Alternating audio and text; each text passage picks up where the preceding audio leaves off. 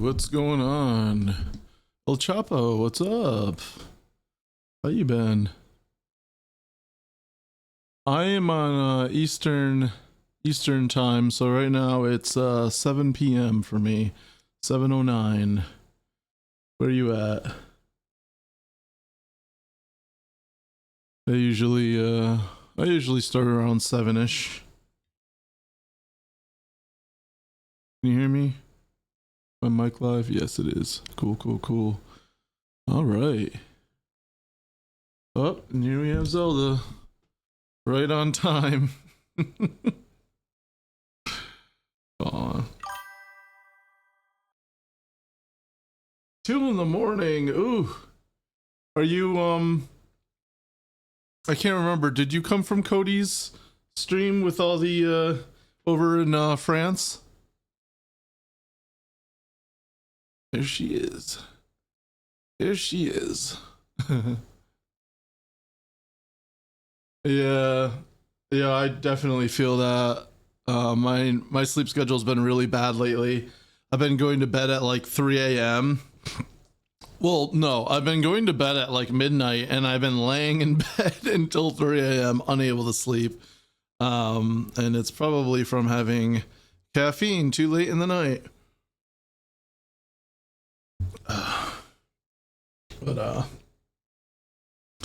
But yeah, I actually need to figure out how to fall asleep quickly tonight, because I have an appointment in the morning, which will be fun. It'll be fun to have to deal with.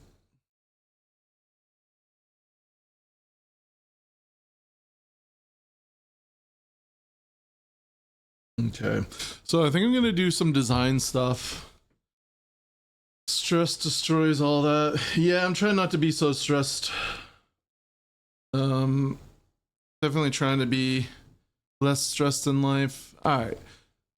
So I've been redoing my stream stuff, and I put down a chat box, and it was working when I tested it, and now it is not working.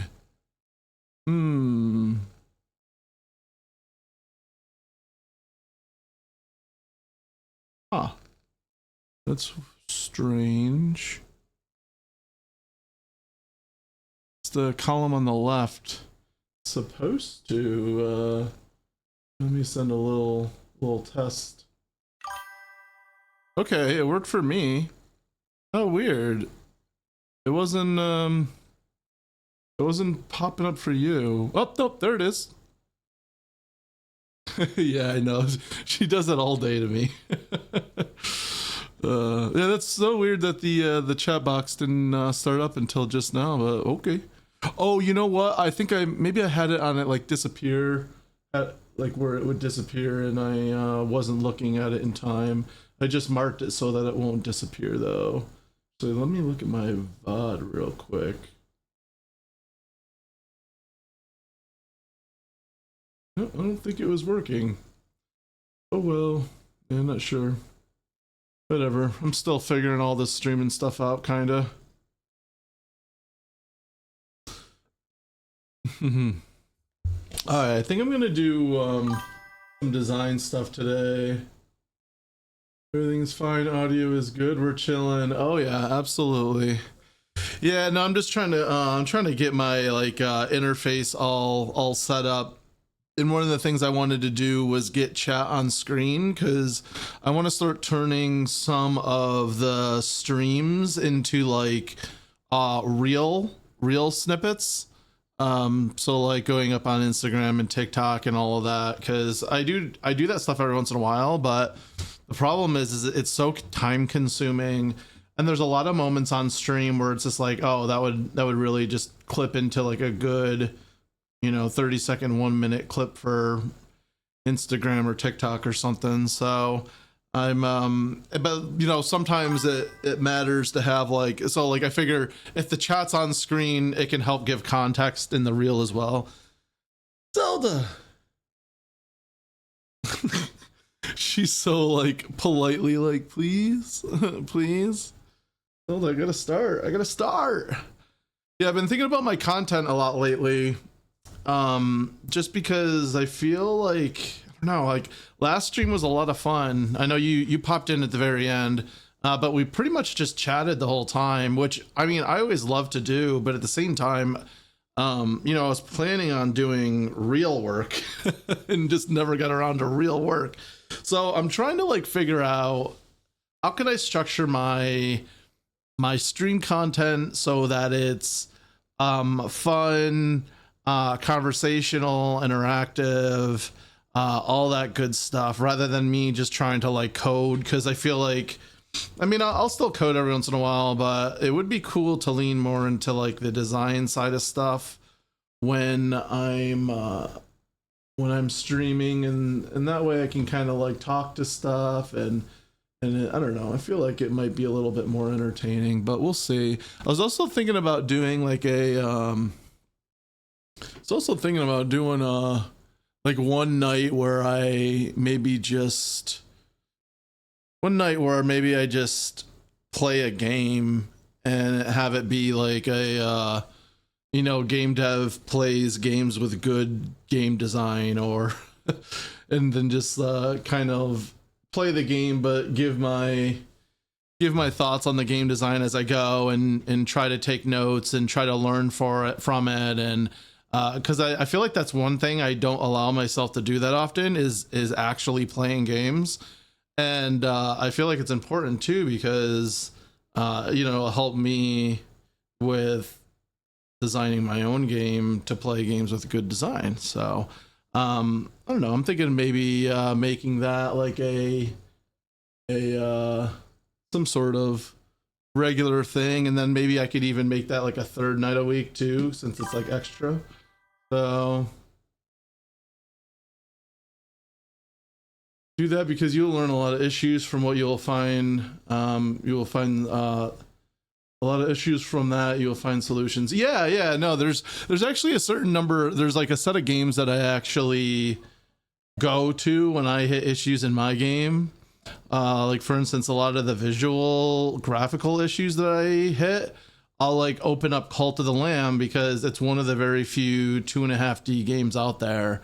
And funny enough, a lot of times what I find is that a lot of the issues that I have and I'm looking for a solution, I'll go over to Cult of the Lamb, who has the same perspective, and I'll be like, oh, they have the issue too, and they just never solved it. And the thing is nobody, and that's probably because no one ever actually like notices it, or you know what I mean, like, oh, there's like a weird depth thing, or like how it parallaxes with the ground or something like that, and it's just like, oh, how'd they solve this? And it's like, oh, they didn't solve it, it's just not that big of an issue, and only people like me like notice that because I'm just hypercritical of this kind of stuff. Yo, Wheelchair, what's up?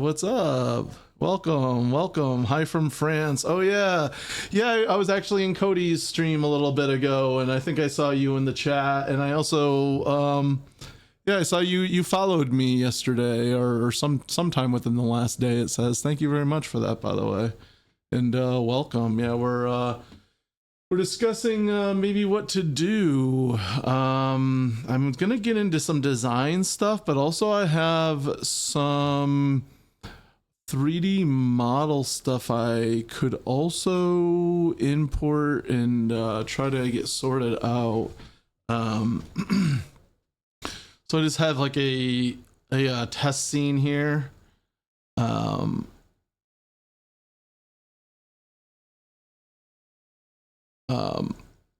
have a test scene here where I just kind of test out different prefabs and models and everything. So one of the models that I was using for one of the biomes, let's see, we gotta change biomes and then change the walls. That one, there we go. Now, one of the things, so I actually have a 3D modeler who helps me with this kind of stuff, because for a while I was doing my own walls and they just looked not good. They looked pretty rough. And so that was one of the things that it took me years to find someone um, who could like figure out the style that I was kind of going for. And I think this guy's done a really good job. But one of the things I didn't notice when he sent me this model, I just thought it was maybe just a, you know, kind of like just lacking detail, but you can see the top of these here and the bottom of these here kind of look like Play-Doh, where everything else looks really, really good. And that was a mistake on the export side, apparently. And then me, not having done them myself, I was just like, oh, okay, cool. And I mean, I didn't think it looked terrible, but because here's the thing, like, you know, this is just where it meets the ground. It's not that big of a deal. And up here, it's normally covered in fog anyway, so you can't really see it. And it just looked kind of like, you know, rock still. But yeah, there's definitely a difference in texture there. So he just got me those updates, and I think I'm actually going to try to bring those in right now. So we have a couple different versions of this now. We have the open rock version, we have the closed rock version, and then we have a closed rock but still kind of glowing version, which I think looks pretty rad. And so that is what I think I'm gonna pull in right now. Okay. So I believe it's just the meshes that needed to be, okay, actually, funny enough, this might be a very, very quick update. It might just be a drag and drop of the models. We're gonna see right now. Yeah, 3D modeling is one of those things I never really have dive too deep into it. I've done a little tiny bit. I used to be really into 3D printing like 5 years ago. That was a lot of fun, but when I actually came to creating the models, that's probably my weakest aspect of being a game developer. And part of that just has to do with being you know, making a game in 2D. There's not a lot of, I mean, these walls are the only 3D objects in the game. I'm gonna ask you something off topic. Thoughts on the new iPhone? To be completely honest, I didn't even know there was a new iPhone. I am very much an Apple or an Android guy, and I've never really been into Apple. I understand why Apple exists. I think they're like, you know, good products for people who just want something to work. But yeah. Cody talks about you yesterday, and I immediately loved your game. Actually, one of my favorite games is Cult of the Lamb. Oh, awesome! Yeah, that's cool. And dude, Cody's so nice. Oh man, he always raids into me, and no, he's awesome. I always feel bad because with the time difference, he's always raiding into me and I'm never raiding into him, so I'm gonna have to go over there one of these days and drop him a gift bomb or something. But no, he's rad. And that's cool. Yeah, I love Cult of the Lamb. I was working on this game before Cult of the Lamb, and it was one of those things where, you know, they came out and I was just like, oh man, like they're kind of doing the thing that I wanted to do. But it is very much of a different, you know, it's 2.5D and like little monsters and combat and all that. But I definitely feel like there's a big enough difference in identity, you know.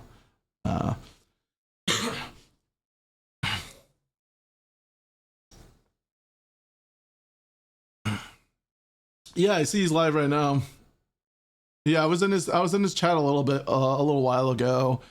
I always feel weird like going into another like a stream of another language and then like trying to chat with like a different language, you know what I mean? Like If it's mostly a French chat, like I feel weird, like, you know, trying to get people to talk English, right? Because I don't speak, I don't speak French, and I don't know, you know, like you know, I said this the other day, and he's just like, "I don't worry about it," but I don't know, I just don't like to be like rude. I'll probably end up saying some stuff every once in a while, more often, but yeah. Yeah, no, I know. I just I don't want to just be the dumb American who only speaks one language coming to fill the chat up with English.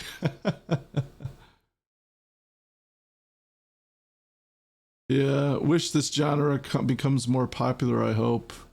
What do you mean, the genre as in like streaming genre, like game development, or do you mean the genre of game, like Cult of the Lamb in my game?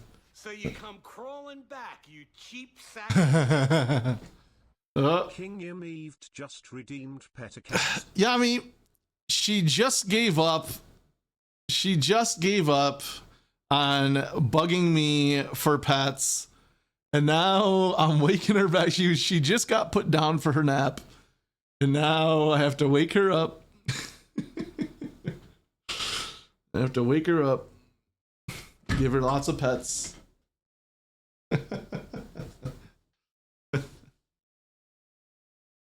There you go. There's the pets. The software and game development, it needs more followers. Yeah, we were talking about that last stream actually, because I actually brought up Twitch and was just taking a look, and there's a pretty low ceiling on this category, which is a shame, because I feel like, yeah, I mean, at any time there's usually anywhere between like 50 to like maybe a couple hundred for like anyone who's at like the top, like max viewers. Like I can bring it up now.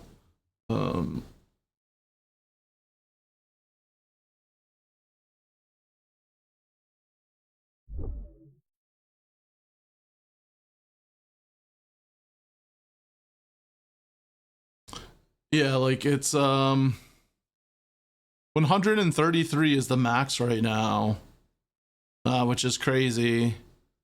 And yeah, there's me, and it's crazy to me because it's like I'm like nobody, right? So the fact that I already, you know, that I get a handful of views now is pretty rad, but at the same time it's like it's not that far.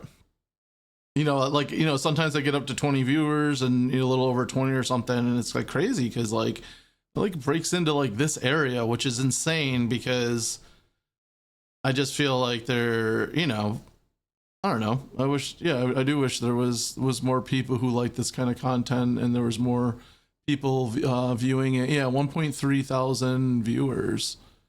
But it's all like spread out like quite a bit though, you know. Which is good. But yeah, and that's what I was just chatting before about. I think no bite, give me a little nibble. That's what I was talking about before. Maybe even putting in, maybe doing a let's play night instead of always doing game dev, because I maybe that'll, you know, just trying to think of ways to kind of help bridge the category, right? Because I'm getting people who like game dev following me, which is rad. And I used to do let's plays and in game streams, and I would get people following me from that. So I think since like the game dev side of things are like picking up a little bit more for me, maybe trying to open up the other side of streaming for myself again, and maybe, you know, like do two nights a week of game dev, and maybe one night a week that's like playing a game but still making it game dev related. So maybe playing a game that I've been wanting to play, and, you know, having open discussion and thoughts about the game design of the game I'm playing, and, what I think I should, take from it influence wise and what I don't like about it and all that kind of stuff. It's crazy. The market is saturated with software engineers or development. I mean, applying for jobs and can't watch streams. Oh, yeah. Yeah. Yeah, it is kind of crazy. Yeah, no, because there is a lot of people who do this kind of stuff. And I don't know. But also it's like, I mean, I think that's the thing, right? Like it's a job. And when you look at the more successful things on Twitch, like playing video games, playing video games are normally not a job, right? It's like a fun activity. So while people are working, they want to watch someone do like a fun activity like playing a video game. So I guess I definitely get it, right? Because like people don't want to like, not everyone, some people do. Not everyone though wants to like watch someone working while they're working or while they're playing a game, right? So and that's why that's why I've been thinking about it, right? Like how do you make this category of content more entertaining for people and bring people into it more. I want to talk to you about something because I'm a QA tester who specializes in accessibility in video games for helping developers to put accessibility in their game. Oh, nice. Yeah. What's on your mind? Yeah, accessibility is one of those things that I haven't really given too much thought to yet, just because I'm trying to make it functional to begin with. But yeah, no, it's they're doing rad things out. They're doing rad things out there right now for accessibility in video games. Like I was watching something the other day, and like there was a guy who said he was blind and was like able to play some video games. Like that's like crazy to me to like think. I mean, I don't know what he didn't mention any of the video games, but I mean that's pretty cool. I don't think my game will be able to work with that. All right, Zelda, you're gonna rip my sleeve off with your claw. Okay. All right. So let me see. This is what happens. I get yapping. I like yapping way too much. Let's see. So we need. All right. So this is one of the folders where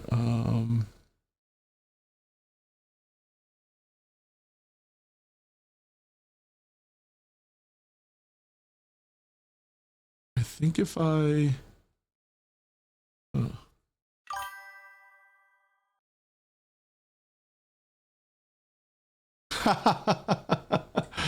I do have another cat around here, but it's her daughter. So, and she does not like her daughter very much. I think she likes her, but she doesn't.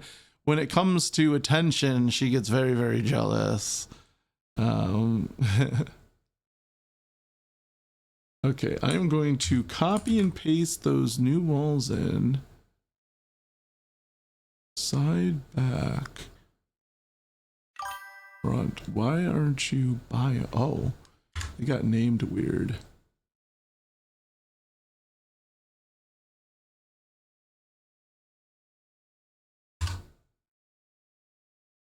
Zelda is see the thing about Zelda is I actually don't know how old she is.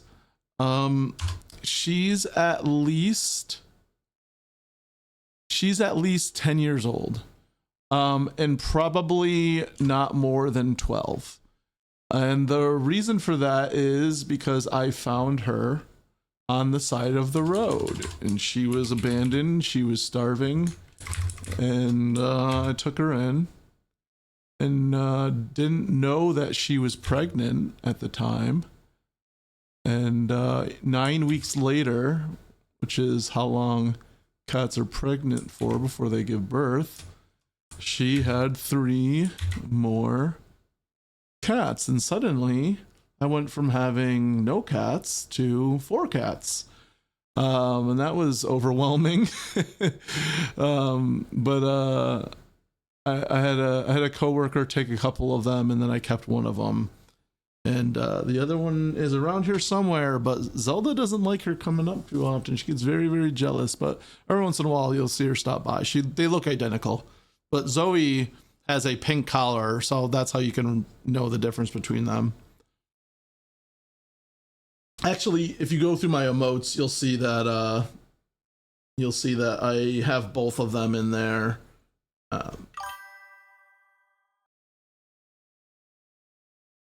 Yep, pretty much.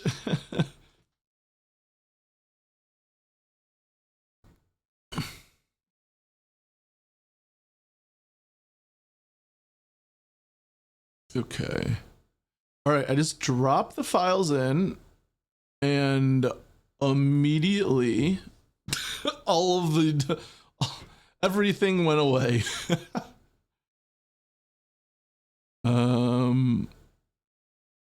Okay. Oh, you know what? I think I realized what happened. I changed the names of them outside of Unity, and when you do that, it breaks the serialization.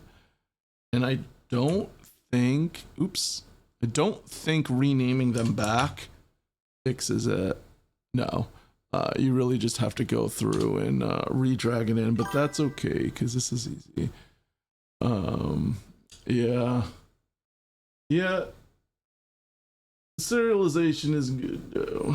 Are you guys hearing that every time I get a chat message, I'm getting a noise come through? Are you guys hearing that? I need to separate that out. I feel like that's probably getting annoying for you guys.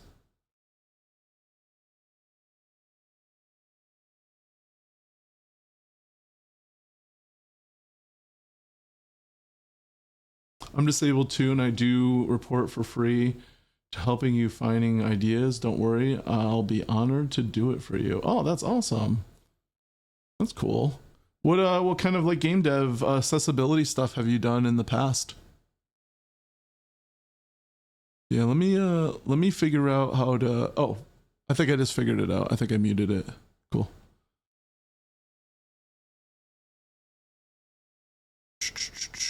Okay, I have to refill out this file here, which will be.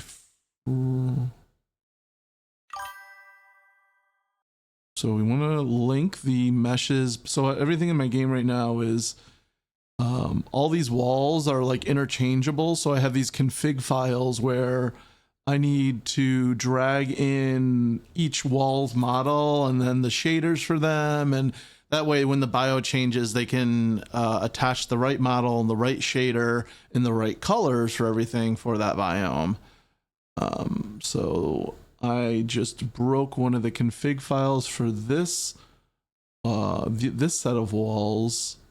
So I'm gonna also, I think I just heard a noise again. So apparently that did not fix the noise. Where is that coming from then? I thought it was Streamlabs. Let me think. It's either Streamlabs or it's coming. Yeah, who made that noise? It keeps coming on.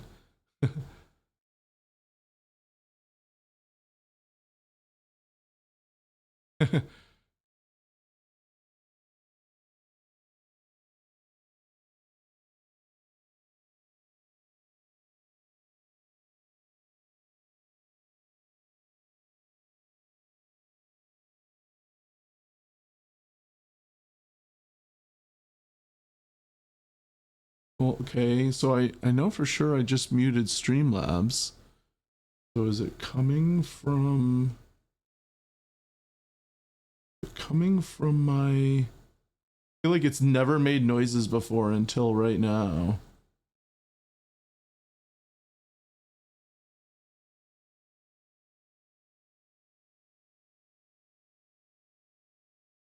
I was probably poking around settings and changing things and not realizing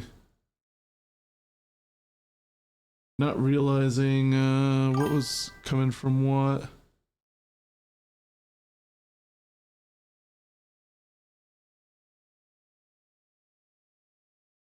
How can I...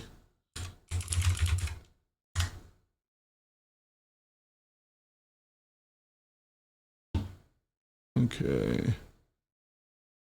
All right, I am going to send a couple test messages in chat. Streamlabs alerts maybe. Yeah, that's what I the event sound is event Streamlabs events and alerts the same thing. Here I can I just brought up the my mixer, so let me oh, I wasn't looking. All right, I'm gonna be testing this.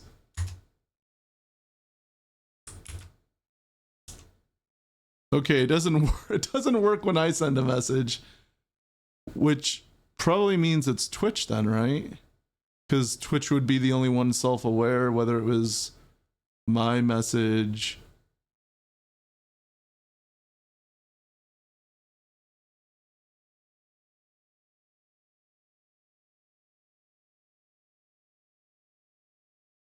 Oh wait, did it stop? I don't hear it anymore. All right, I give up. I think it just stopped. I don't know. Maybe it took a while for Streamlabs to figure it out. Okay, yeah, there you go. Okay, and stop being so annoying now. All right.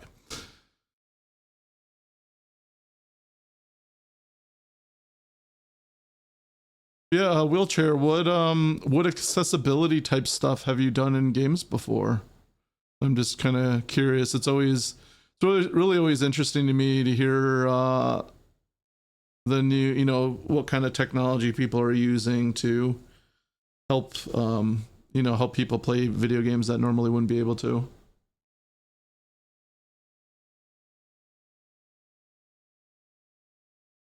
I've definitely seen some pretty rad things out there before.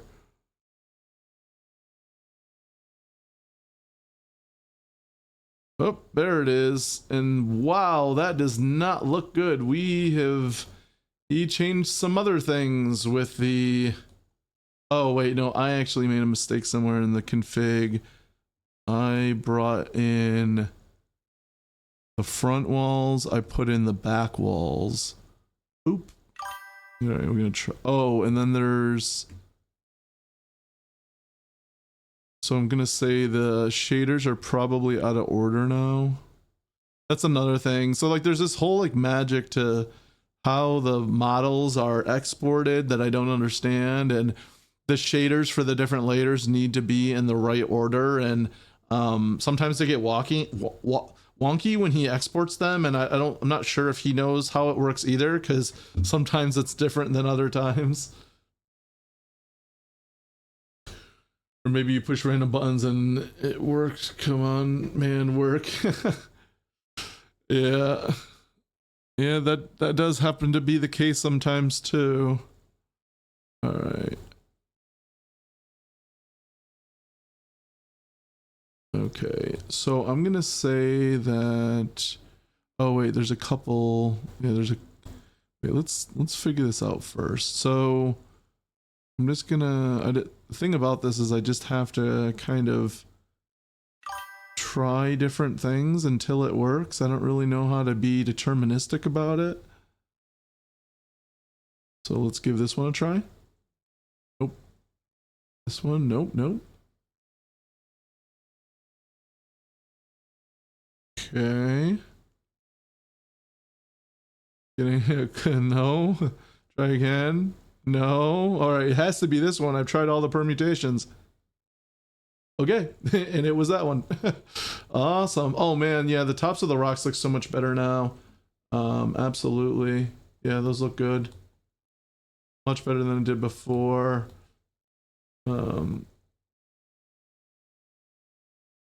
Multiple things. Motor color blindness, type font size. Oh yeah. Yeah, no, that's definitely some that's definitely the type of stuff that I want to consider. I'm actually just I haven't even really formally done UI yet. So I'm definitely going to want to consider all that stuff going into it, I think, because what I found is there's a lot of consideration in the architecture for doing things like this, and making sure that it's extensible in order to add in these accessibilities more easily in the future as you're like finalizing things up, right? So right now I am still in kind of the prototype phase for UI, and I actually really need to imagine you and Cody made a game, it will be fire. Yeah, Cody seems like a really rad dude. If only we didn't have a or 7-hour time difference. I'm not quite convinced he's as insane as me yet. He might be though. He might be. I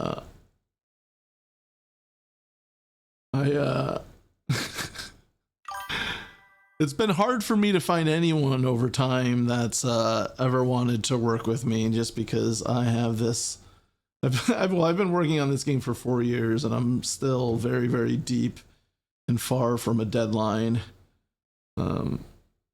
Have to be kind of a little crazy to stick this much time into one thing, I've found. All right. And then there's a couple ones over here that still didn't make it. So let's give this a try now. Nope. There's like no way to like, wait, side, front. It's just a guessing game of permutations. Wait, side, back. Oh, okay. Oh, we're getting closer. Oop, there it is. Oop, and this one definitely does not look good either. Okay, let's platform. Is this it? Oh, nope, I just ruined it. I did the wrong one. I ruined this one again. Okay, no, right? Okay, that one's fixed. Okay. So rocks on top, then the glow, and then the platform. Boom. Not this. See, every time this, whenever he generates or exports these models to me, their layering for the shaders is like all screwed up. Okay, there we go. And then are these ones right? Oh, I feel like front. Where's just the regular front? Huh. Why does these ones look screwed up still? Those are all the materials I have. Yeah, no, I can definitely send you a build. If you join my Discord server, I'll hit you with a playtester role, and then you can download the game anytime you want. Sorry, I'm just gonna say this, but I need to sleep, and I hope you see you later, and good luck with the game. It's been a good 30-minute chit chat. Oh yeah, always. Yeah, El Chapo, thanks for hanging out. I always appreciate it, and especially since it's so late over there, stopping by and saying hi. But yeah, have a great night, man. I'll see you around next time.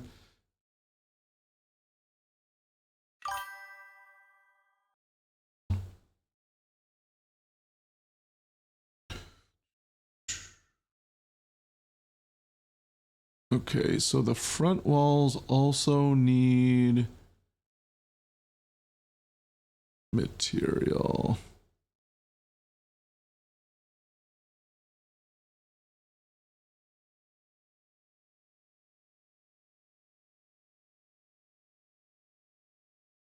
Okay. Okay.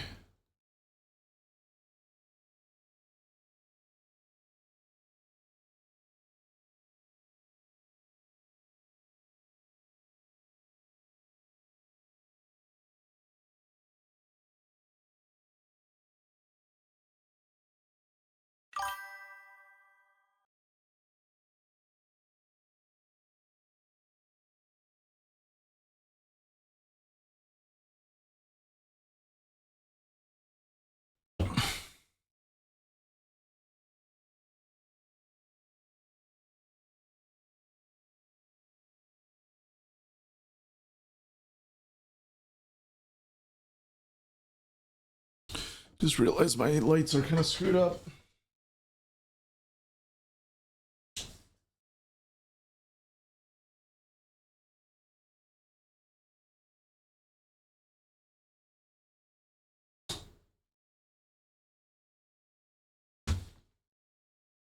Turn on my stream lightings. A little more moodier. Okay. All right. What am I up to here? Okay, we're trying to fix the layers on this. It was using the default here, and the platform is right, so we know the platform is in the middle. So I honestly think that it's just swapping these two and it should work. Yeah, cool. All right, that worked. Awesome. And we have the tops of those rocks in place now. Looks great. So now we need to make sure the other config files for the other versions of the walls, so the ones with the closed wall, which are just missing the references now, and then the open walled ones. So there's, let's see, this one here. Okay, cool. So the first thing we want to do is link the meshes back in. And that's what's causing them to be invisible right now, is because there is no mesh assigned to them. And now we just need to reorder these shader or these materials. So platform, rocks, and then closed rock wall. Okay. Actually, I just realized we have the wrong closed rock wall shader there. I don't know if that's closed glowing. Oh, closed chart. Oh, right. Okay, we don't want to use the glowing one. All right, cool. We're good now. All right, so just need to rearrange the other walls now. Okay, cool. So now when I hit this button,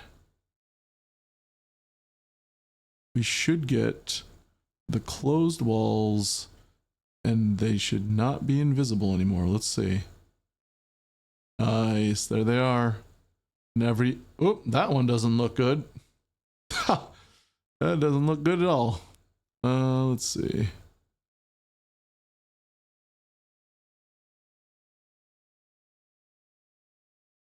So this is the non-glowing one. These are the front walls. Closed.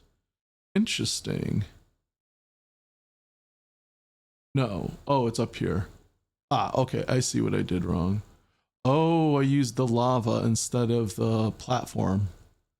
I dragged in the wrong thing. All right, let's try it one more time now. And it should fix it. Boop. Cool.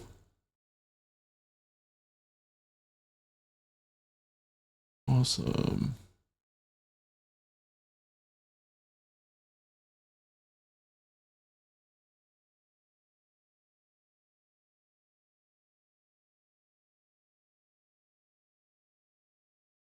Yeah, those look a lot better now.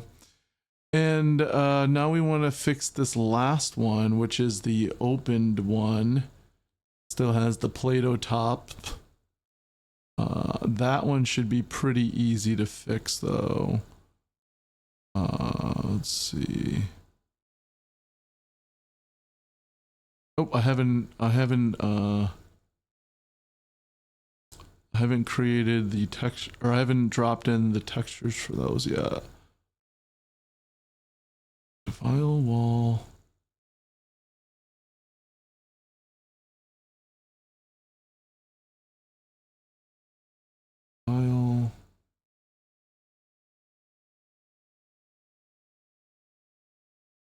Okay, I'm gonna make sure that I give these the right names, and they stick to their serialization.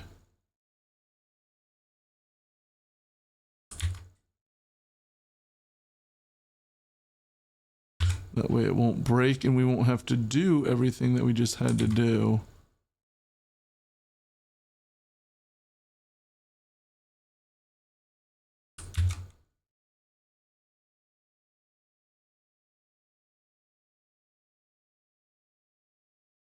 Open side back.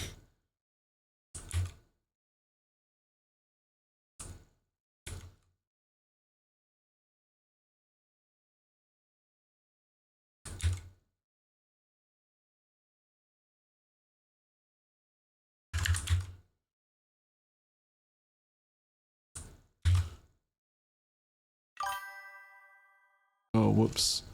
I'm doing it again. I'm changing things.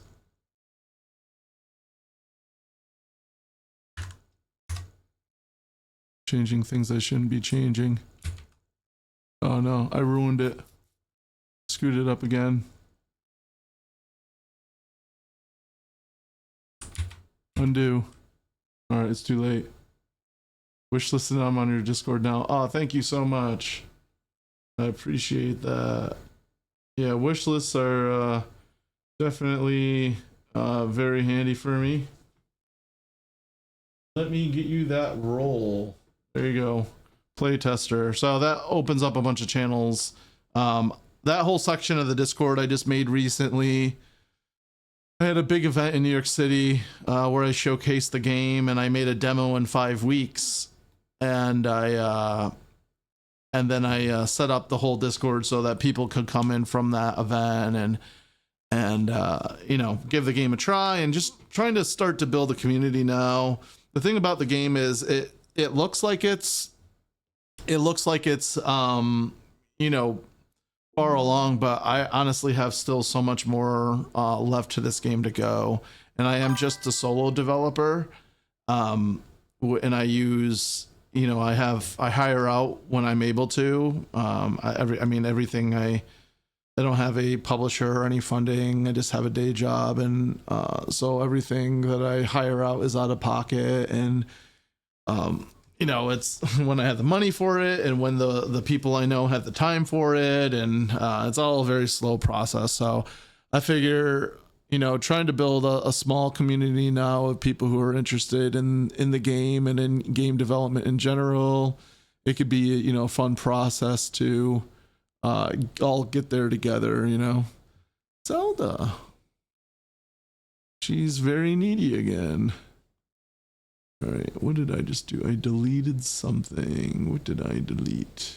I deleted a, where's my deletes? There. There. Okay, I can undelete the thing I just deleted. All right, now it's back.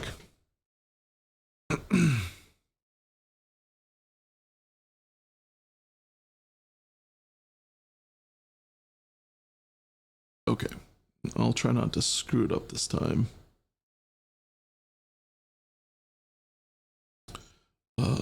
So we're changing it to biome open instead of wall. Oh wait, see, I was trying to do it in the Explorer again. I don't learn my lesson.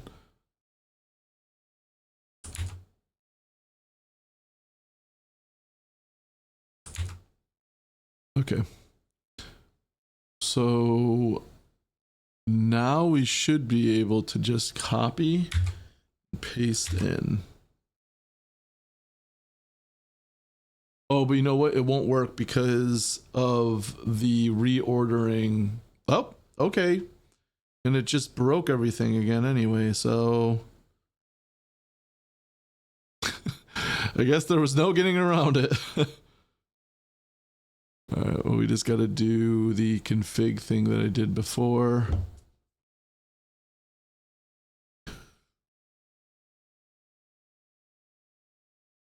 Let's see. So, here's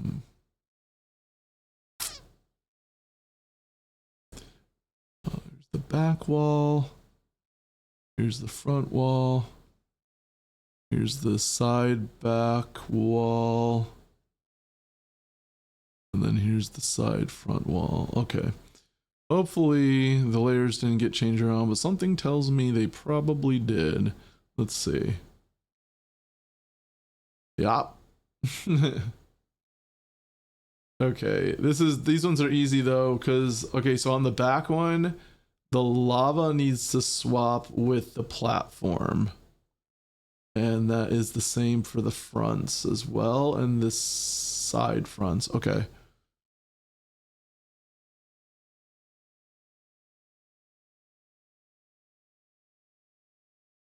Actually, lava needs to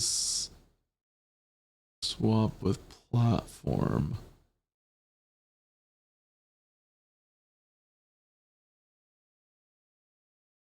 And the back walls, no, the side back walls can stay the same. So then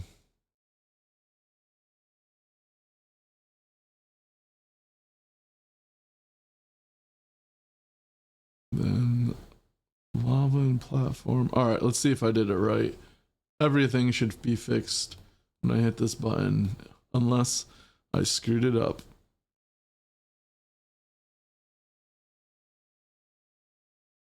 Nice. I didn't screw it up. I was really playing it up there, anticipating that I screwed it up.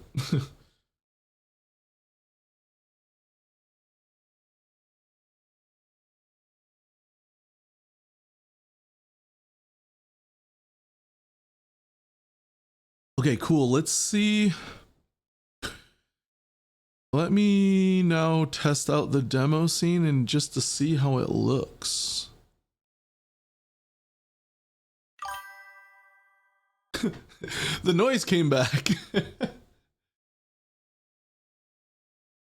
Do you know the YouTube channel under NDA and on his Discords? We are a French community of sodas in Indy. A lot of us speak English. Come say hi. No, under NDA. Okay, hold on. Let me look that up.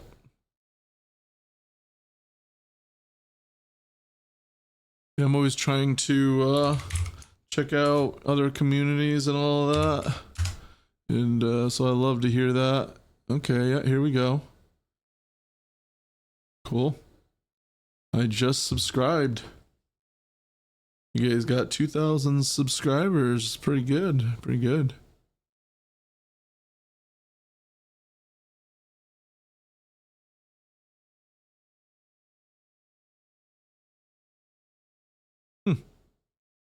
Yeah, all French, so I won't be able to understand it. But as you said, yeah, you speak English, which is cool.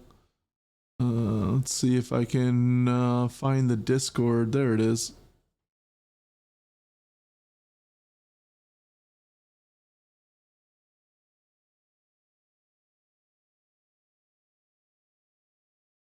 Did I join it?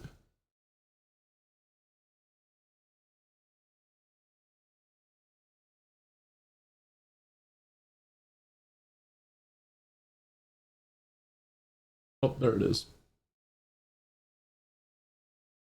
All right, cool. Yeah, I just joined it.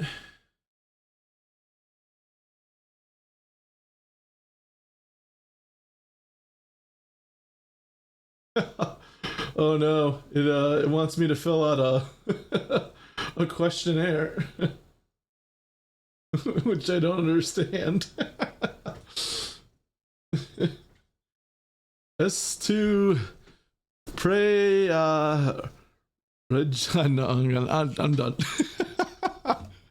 I'm not gonna embarrass myself anymore.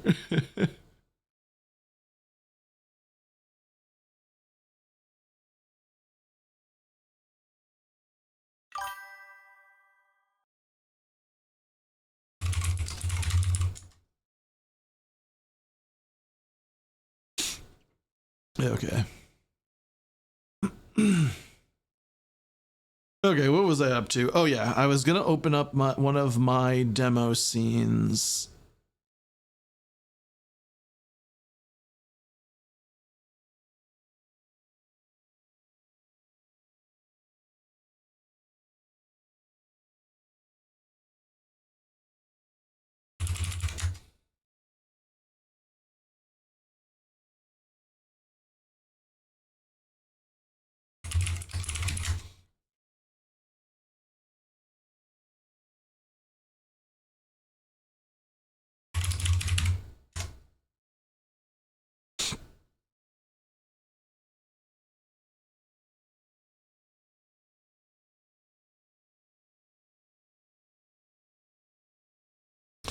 Okay.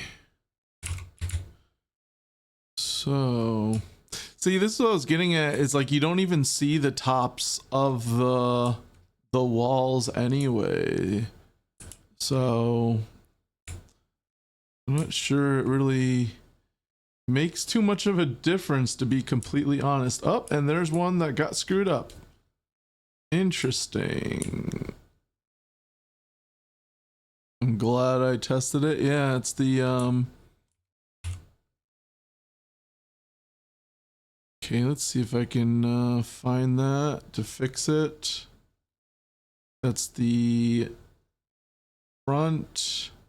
Yeah, how did I not see that before? All right, so this is the open lava wall. So not the closed. And okay, here it is. And this is the back front. Side, oh no, side front. Okay, so lava and platform need to swap. That's so weird because that's not how it was before. And that's still... I just did the... Huh.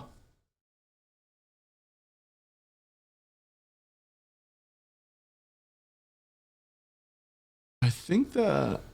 What's going on here? Because...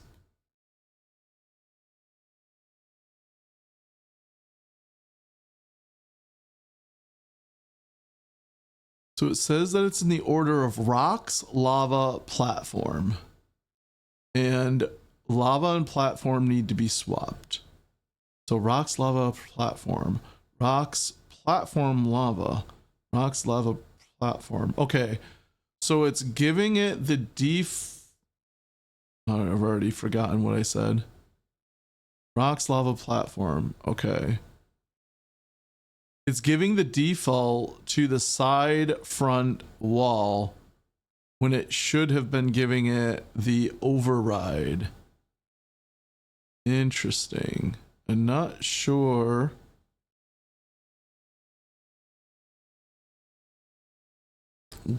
Why it would be doing that. This is in the center wall for west wall.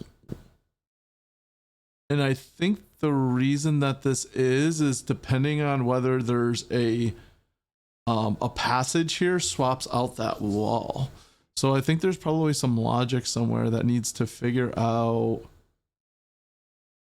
center wall. Yeah, center wall right here, west. Let's open up the script. We've found a bug.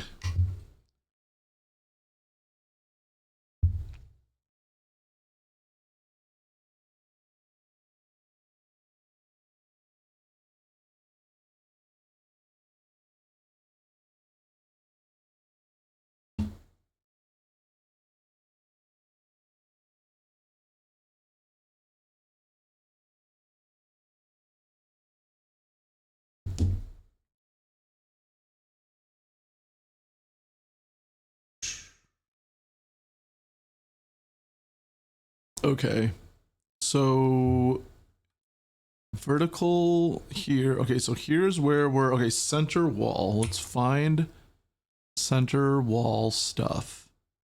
Here's where we set it to true or false for active. And somewhere here, right here, set wall data, override wall data. Let's see who calls this.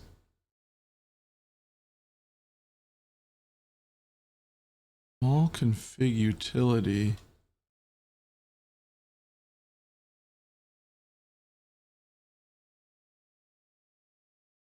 Okay.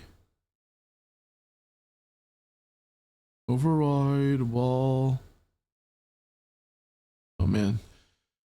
Stuff's kind of complicated. This is the stuff I was talking about earlier where all the walls, meshes, and materials and colors get swapped out. And also like the different configuration of walls definitely make it a little bit more complicated at times too. And this is definitely one of those times where I've discovered a corner case bug and I have to make sure that fixing this bug doesn't create some other weird corner case bug, you know. So this is the vertical zone edge. So the west and the east walls. Zelda, that's my shirt. That's my shirt still. I know.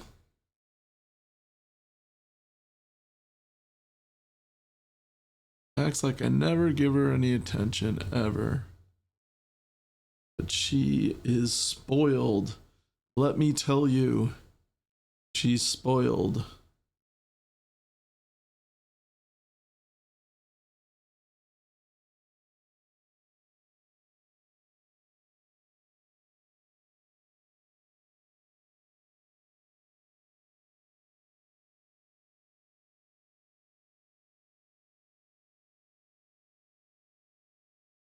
Okay.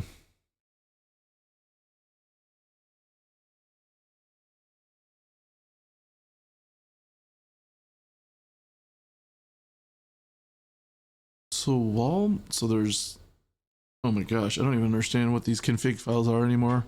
I did this so long ago. Wall config per zone, wall model data.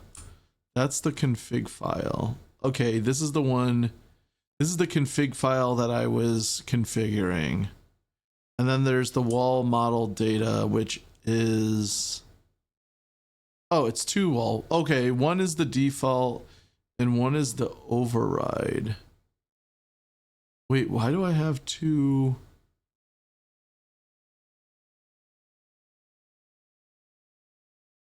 Wall override, zone default. Oh, okay. I think this doesn't really matter. It's more, it more comes down to is where are we accessing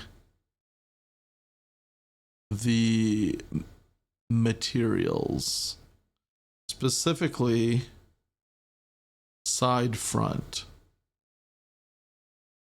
material override.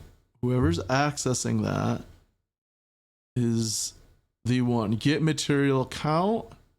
And this one's probably get material. Okay, here we go. This is what we're after. So get material. It's a utility function in the scriptable object.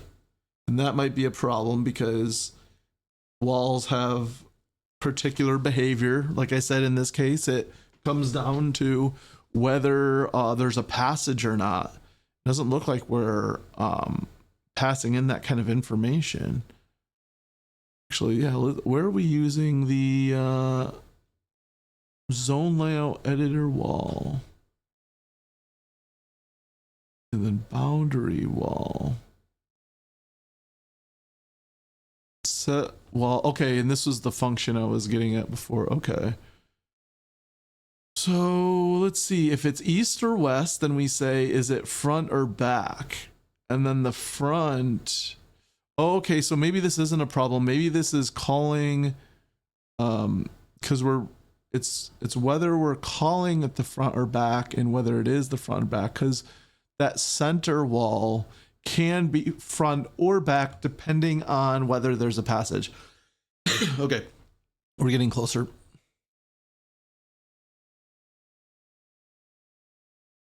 So position is the front and back, right? Yes. Or center. Ooh, what do we do when we say it's center? Position. Ah, here it is. Okay. Oh, because there's nothing here to account for center, we go with the default, which is the default material. Okay. And that makes sense because we said it needed to go with the back, but we were giving it default. Okay, we're getting closer. I feel like Sherlock Holmes right now, solving this mystery. So that means we really, and so here's the other thing.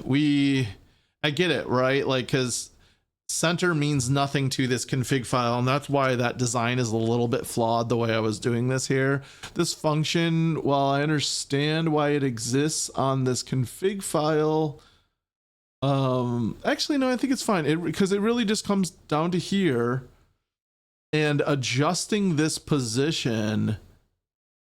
If the position is, oh yeah, this is like very weird edge case type stuff. Very, very edge case. I might even maybe it's yeah, because who calls this vertical edge? Okay, yep. So somewhere in here, edge.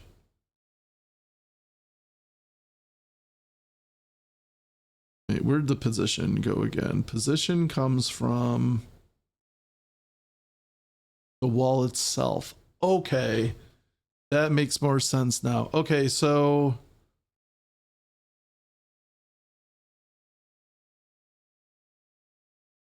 let's go back to the prefab sandbox. Let's play around with settings a little bit. Yeah, okay, so that's, I mean, that is definitely the thing, right? Because if I was to go to zone right now and I was to say you no longer have a west passage, yeah, that's the center wall. It switches meshes, right? And that's the problem. So when we add that passage back in, oh, it's front wall. Okay. Now I wonder if I expanded out this zone, the depth of it all the way, it's still front. Okay, no, okay, this makes it a lot easier. This makes it like actually a lot easier. So all this really means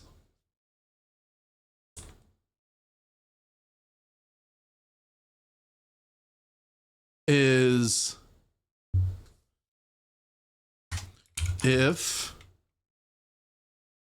okay, now let's say var position var pos, and we're going to use that var for here, and then we just have a little interjection that says if edge equals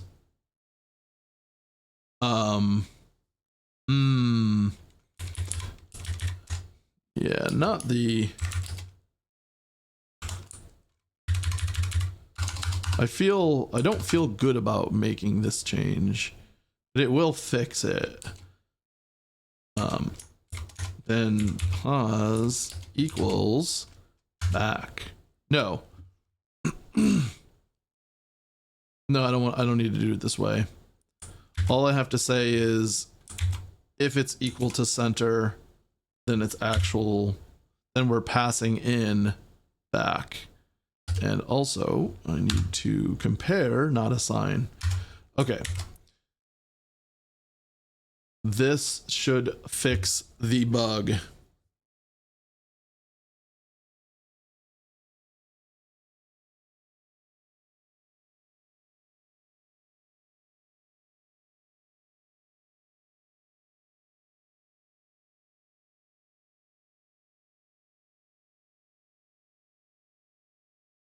Okay, we got to make sure we get the right walls brought out.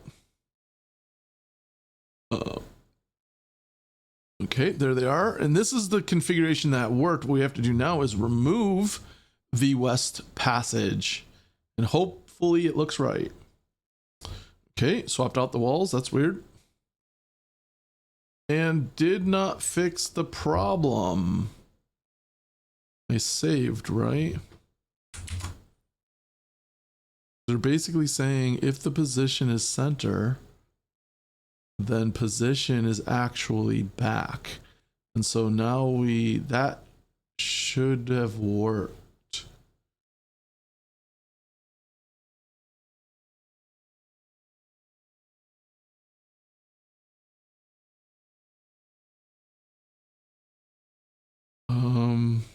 Let's debug.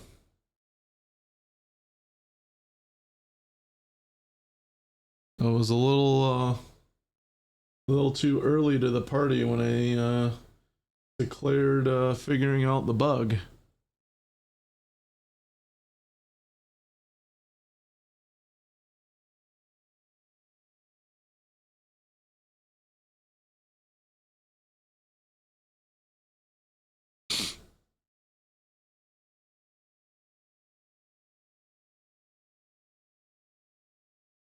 Okay, we're attached.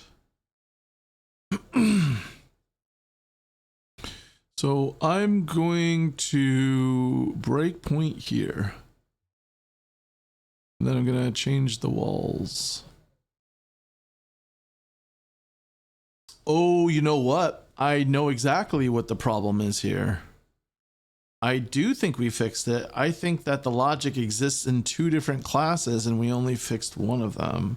I bet that's because if we go back up, no, we go to the get material. It was also used in here. Position type. Right there. Okay, yeah. So I think that there is another. I'm gonna kill the debugging, and I think that what we need to do is bring this in to here as well. Again, not the best solution, but one that should hopefully work.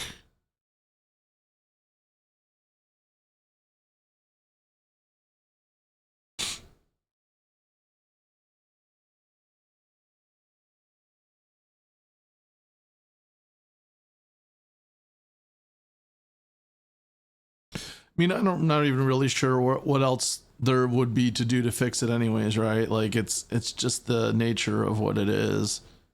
There it is. Now it works.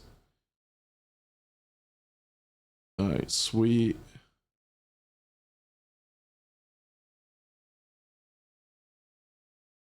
Yep, works for all of them. Now let's add the passage back. Yep. Cool. Awesome. I'm glad I tested the demo because that would have not worked, and who knows when I would have figured it out.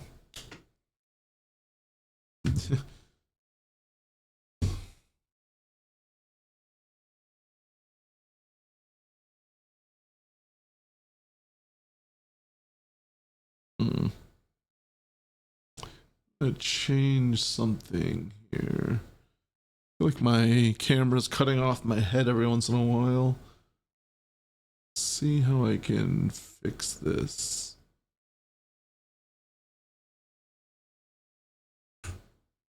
Whoop. There we go. And then I gotta bring the chat box up.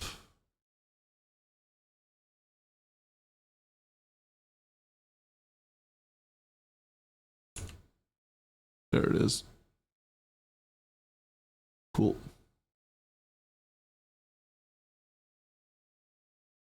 Okay. So now, all right, it works. But as I said before, it's just not noticeable just by how I have everything set up, though, you know. But nonetheless, we'll see at the bottom it's still visible, but I don't know.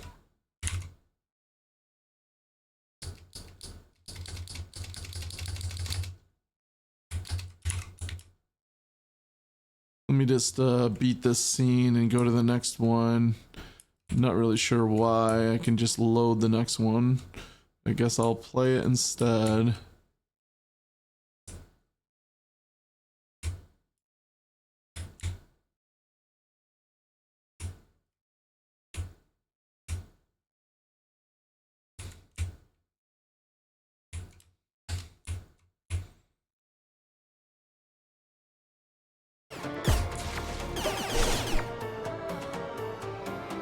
Bring this sound on.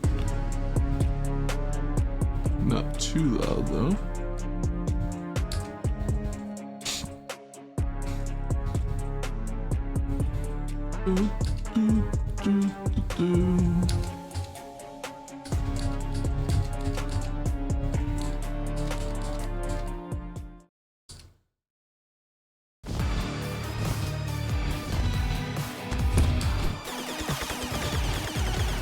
Oh, the wall's missing now. Oh, that's not good. I wonder why that is. Do I need to reload this scene?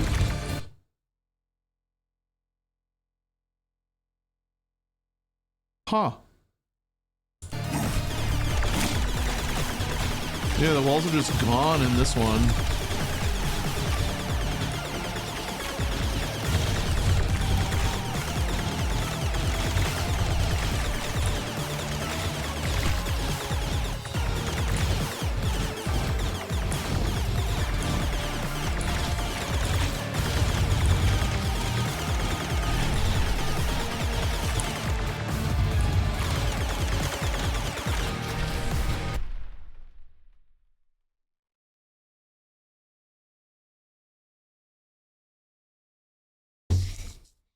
All right, on to the next scene we go, because something still doesn't work. I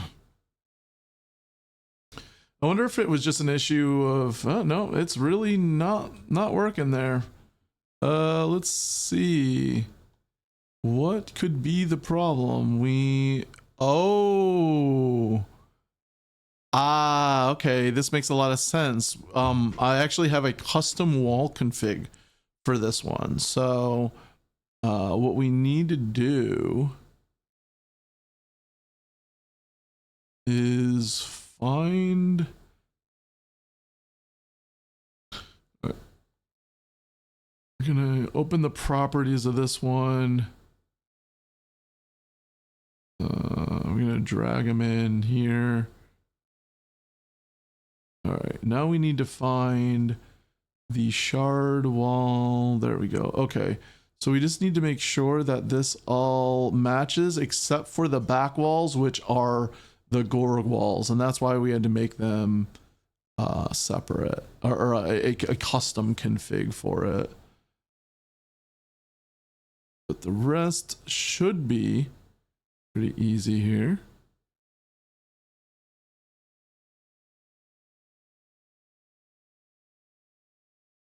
Rocks, platform, lava. Rocks.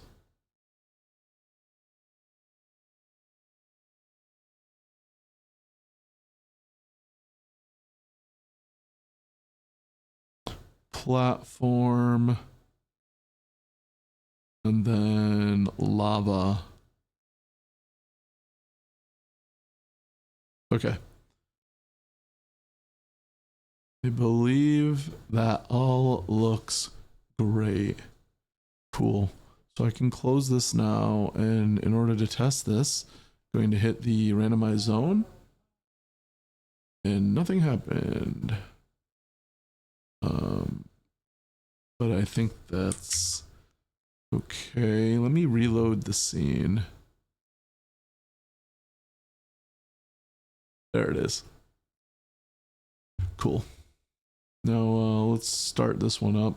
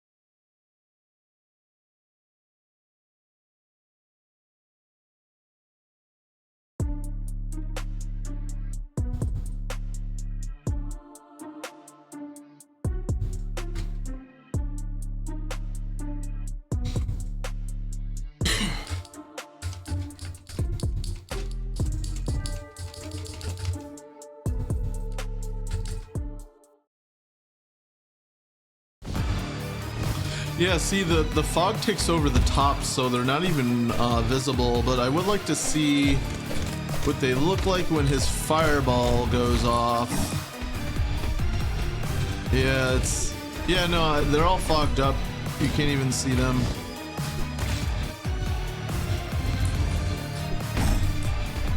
But you can see the bottoms, though, and so that's, I guess, going to be the more important part.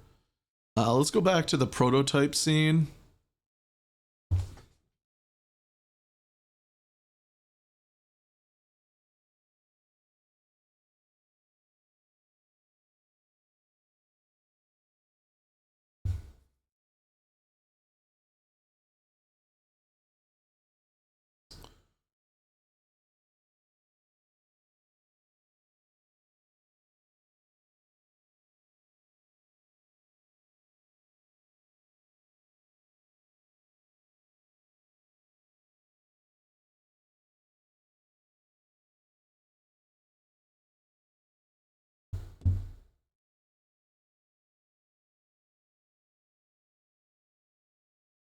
Let's just start this up.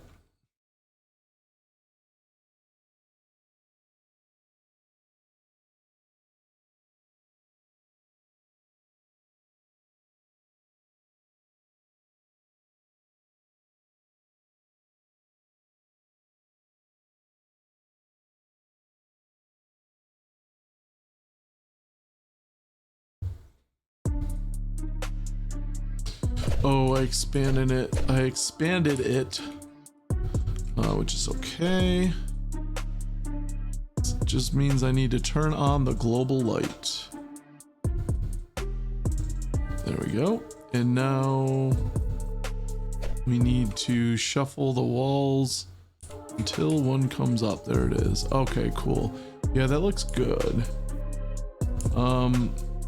Though it looks like something weird happened here where it's like extruding further than it should, I think. These parts right here. It's like all the rest here looks pretty, How does it look on the others? So yeah, these ones look a lot more uniform to the shape.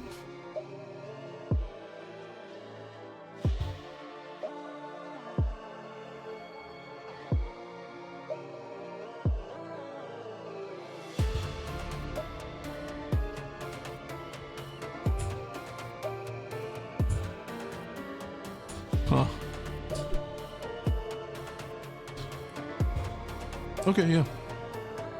All right, I'm gonna take a screenshot for this guy to see if there is still something maybe not right. Actually, what what else I can do is just drag the model in as is to see if that's really what it's supposed to look like. Right there. Okay, yeah. Yeah, we actually take a little closer look too.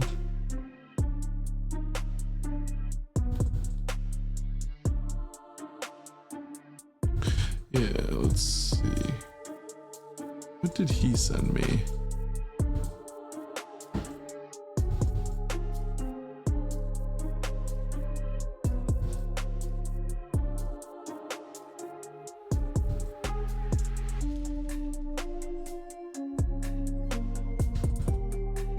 Yeah, it didn't used to look like that. I guess that was before the shader got added though. Alright, here's his version.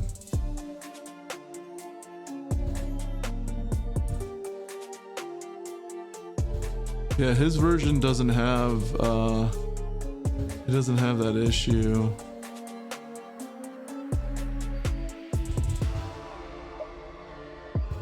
Oh.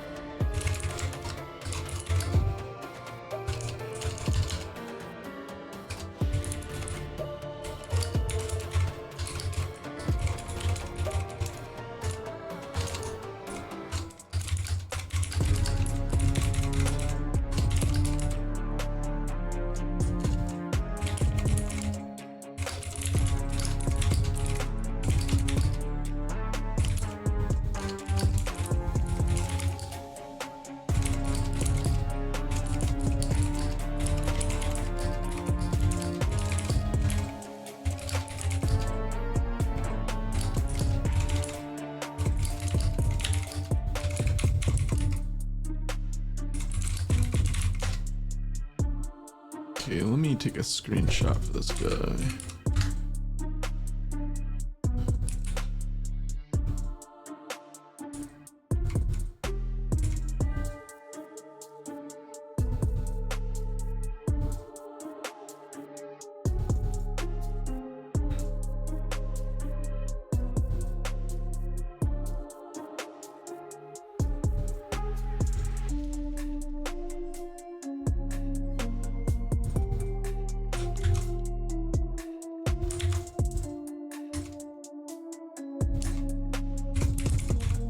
Yeah, because the square area is missing.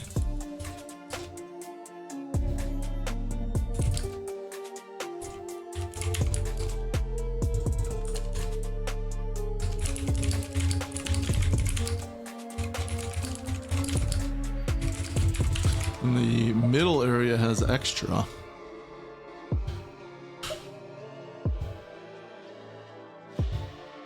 But either way, I think that is as much as we can do with that for now.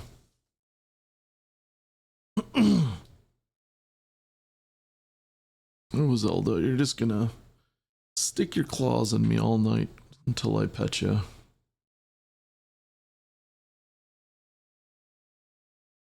Yes. What a good kitty. Yeah. What a good kitty. Okay. So another thing I would like to test now is possibly fixing the issues of the glowing paths being way too bright all the time. And that's going to be done by something called a tile map engine. More specifically, a ground tile map engine. There it is. And somewhere in here, we're going to look at glow and then the color. There it is.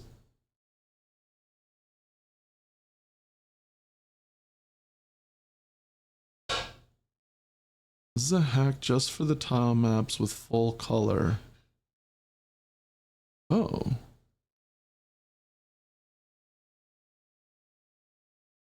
Alpha. Was I supposed to do something here to alpha? Alpha.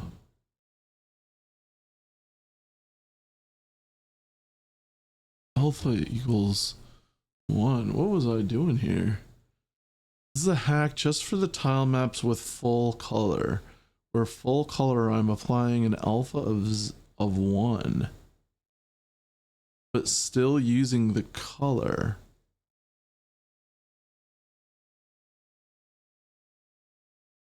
And why would that only be needed for the full color ones? I would expect it to... What would I expect it to?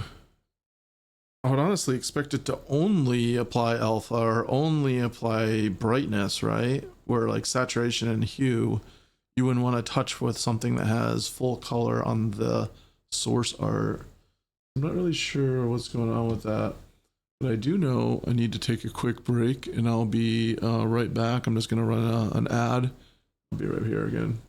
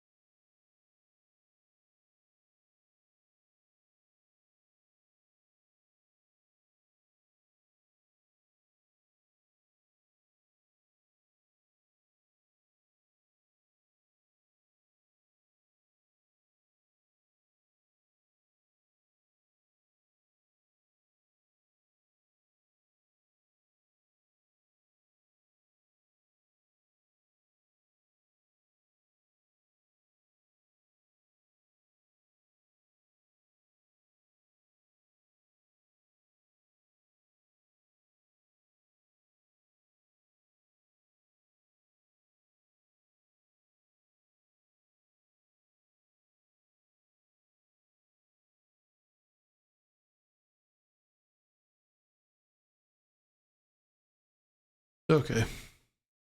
All right, yeah, so I'm not really sure what that's doing here.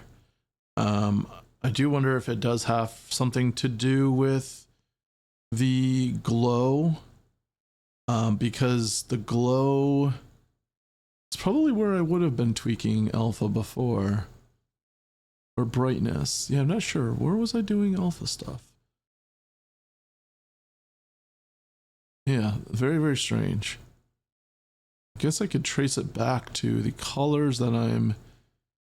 Where this is getting called. Glow color. Oh yeah, right here. Oh, Cody, what's up? Thank you for the raid again. Always coming through for me, man. I appreciate it. What's going on? How'd the stream go? I don't know if you're able to hear me. I had an ad going, but yo, what's up, man? Yo, Shadow. Oh man. All the homies, what's going on? Thank you very much. I'm doing good. I'm doing good. Just did some was doing some 3D modeling stuff, had some issues with some walls that I just fixed up. Oh, hold up. Always just yanking on my shirt. Hold up. It's Well, you can come in and into this stream at any point in time, and she's just gonna be standing there looking at me like, "Where's my pets? Where are my pets at?" But yeah, we were just working on these walls here, where the top, and the bottom were like kind of like very Play-Doh-y, and now they have a texture on them. Looks a little better, but some of the base ones looks a little weird, where it's like it's missing rock here, but extra rock here. But now we're trying to get into the have I found a solution about color, skins, and biomes? Yeah, I have a bunch of ideas that I'm just slowly working towards. So that's one of the things that I'm doing right now is this glow path here, being, you know, trying to tone it down a little bit. We have a little bit of a mix in biomes right here, so I'll have to play to bring it up, but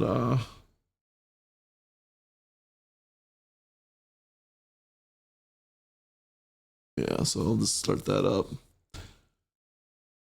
How you guys doing? How was the stream?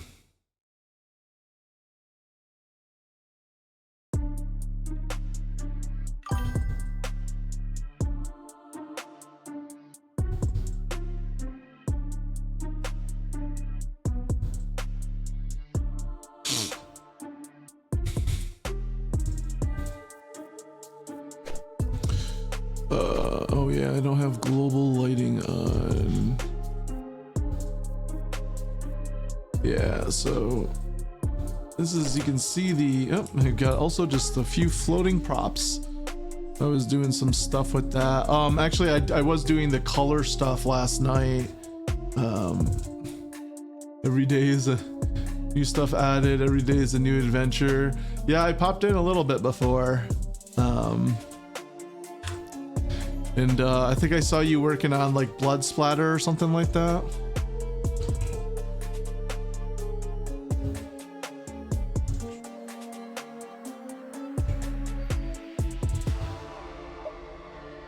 Turn off the music. Zelda, you're just gonna, one of these days, just gonna tear my sleeve right off my shirt. Where am I?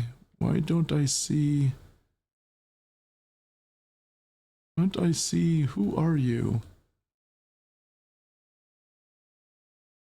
Oh, it came from the pool. There we go. Okay. Yeah, basically gonna try to tone down these paths so they're not as bright in the main combat areas, and specifically even maybe toning them down when combat begins. So let's see.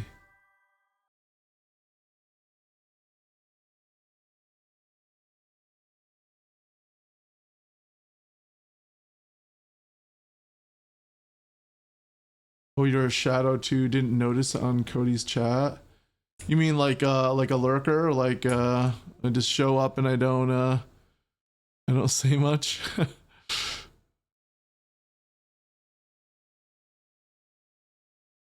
Yeah, someone actually Cody, thanks for the shout out. Guy named Wheel Cheritor came through before and said you mentioned me to him, and he followed me and joined the Discord and everything. So yeah, thanks for the call out. I appreciate that. Yeah, he showed me a Discord server that I guess you guys are all part of, called Under NDA. I joined it, but I can't understand anything.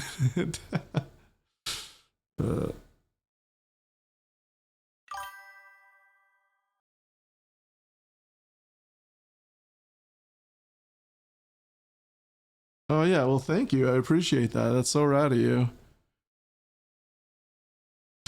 Yeah, I was gonna ask you, when do you think, I probably asked you before, but I forget, when do you think your game is gonna be ready for either release or like playtesting?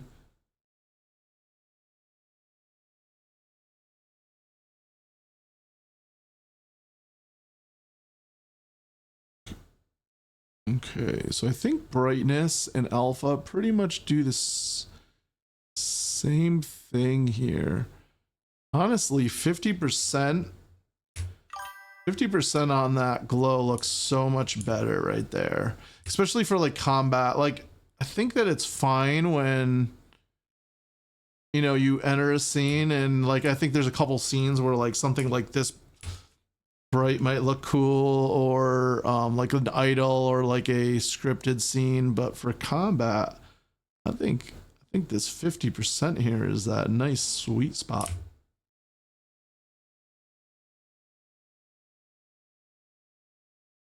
The main level, I think, playable in 1 month maybe. Do you have like a do you have everything like figured out for your game in terms of like, you know, what content you want to like wrap it up with, or are you just like working on it until you basically get bored of it?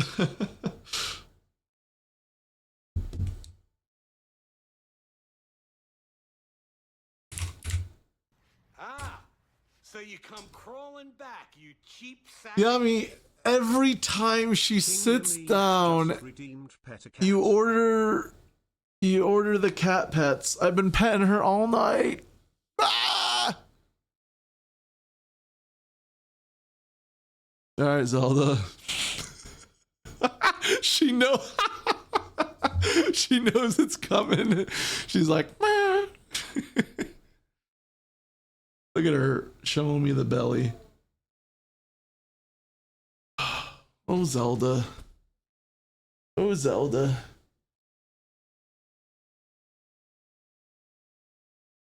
You want full gameplay to be 1 to 2 hours. Yeah, that's pretty good.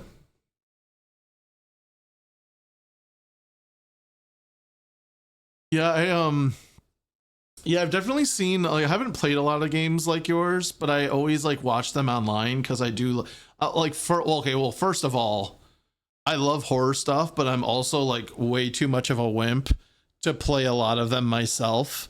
Like I love the more like casual ones like Resident Evil or Silent Hill, but some of the really like jump scare ones, or like the what are the ones, that one where you're in the train and you're like trying to spot the differences and everything, like games like that really freak me out, just because I'm always like paranoid like something's gonna like get me, right? But I like watching them because I love the concept of them, and I don't know, I think they're cool. I just I'm just too much of a wimp to play them myself normally. But I have played some like I played Visage. I got pretty far in Visage, and I played some of what's the painting one? It's the one with all the we got Zoe in the house. She's on the other. Oh, there she is. We got both cats in the house. She heard there was a pet the cat request.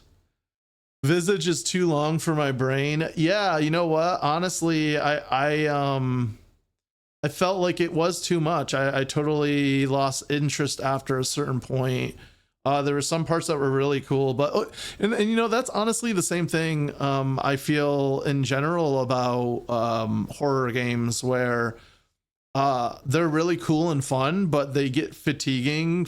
Like I get fatigued faster when I'm playing a horror game, just because I'm like slightly stressed out about it, you know, like always worried that something is going to pop up and scare the crap out of me, or I don't know. So maybe it's just because I'm on edge more. So yeah, the game like Visage, Zoe's just right on top of Zelda. She's like, no, get me out of here. Watch. Yeah, see, Zelda gets really jealous when I pet both of them. And then when Zelda leaves, Zoe's like, okay, I'll leave too. But not unless I pet her. I like small horror games, more about the experience. Yeah, I definitely agree with that. I mean, I do like a campaign like Resident Evil or Silent Hill where there's like a narrative and it's like more gameplay focused. But when it comes down to just pure horror and like, you know, maybe like just, yeah, I don't know, like, yeah, I think for like your style of game and those style of games in general, I do think that, you know, a couple hours is a really good like sweet spot for that kind of stuff.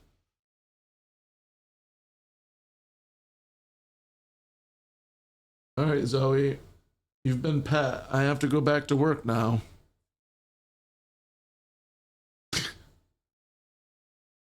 What a goofball. I got goofballs for cats.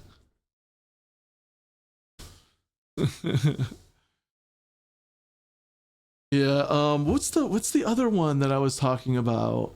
The one with the painting. You're in like this big mansion. It pretty much like it to me it felt like the only like true successor of like PT, because they really just went for the same vibe of like you're in this big mansion and you're going around and things are changing. What was it? I actually really enjoyed that one, but I had a friend play it at my house and I just watched. Layers of Fear. That's what it was. Yeah. I liked Layers of Fear a lot better than Visage. I think because it was like a little bit more creative about like the weird stuff it was doing. Yeah, no, that both very good games though. Yeah, PT. Yeah, it's a good one. It is a good one. I did play that one back in the day. I again had to have a friend with me in order to. Oh man, I'm so pathetic.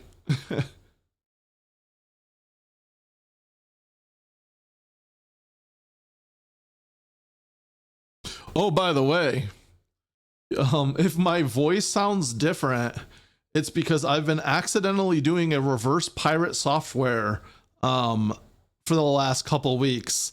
I had my Go XLR on like pitch shifted up like so slightly, and I like went back to my VODs to like check, and I was like, yep, that definitely is a little slightly higher version of my voice.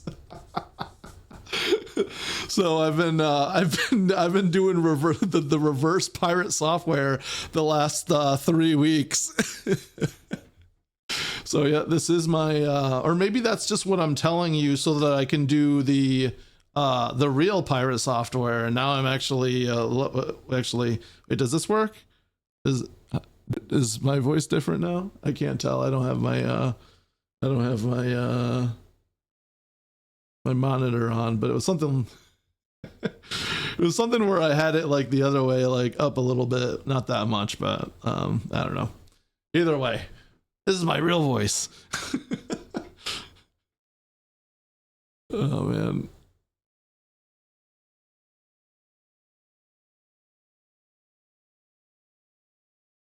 Yeah, that was a fun little discovery. Okay, so what was I doing? I'm doing walkway close. See, I can't. So it's funny, guys, because I was like thinking, that dude is like 1 octave lower than normal. yeah, no, for real. Yeah, does this? Yeah, I forget. Do I have it completely? Let me give it a little test. I'm gonna hear it myself though.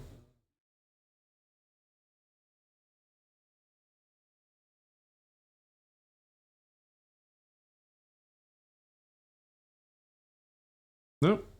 I think I disabled it, so it's not working anymore. But yeah, no, I don't know how. Yeah, I don't know. Like it's I don't know. I don't know if he's really like. It could be a little bit of everything, right? Because like your voice changes just naturally depending on the way you're talking and like your emotions, and also like the way you're trying to project your voice, and just like, you know, there is like such thing as like radio voice, right? Like where you kind of like train your voice to be a little different, you know, more clear, more full. So like that to me is like, you know, whatever. I mean, that's just like learning to sing, right? um but I do have to wonder, you know, is there a little foul play? Uh, Cody showed me a funny animation on Pirate Software. I don't know how to say it. It's very well done. Is that the Meat Canyon one? Because I saw that and that was really funny.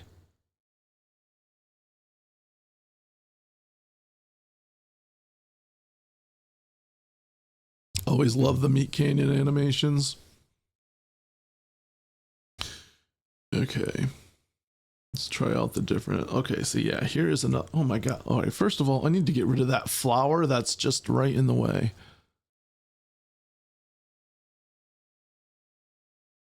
So we get out of here. Chewing on my garbage on the ground. So, hey, what are you doing? Maybe yes. Yeah, let's see.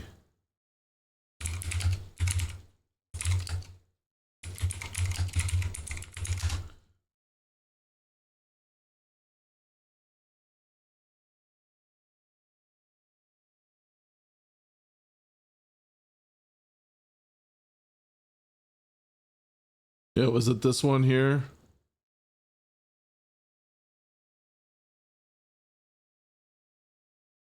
Or this style? Because yeah, that's the one I saw and that one was really good too. And if you haven't seen that one, then I recommend watching that one then.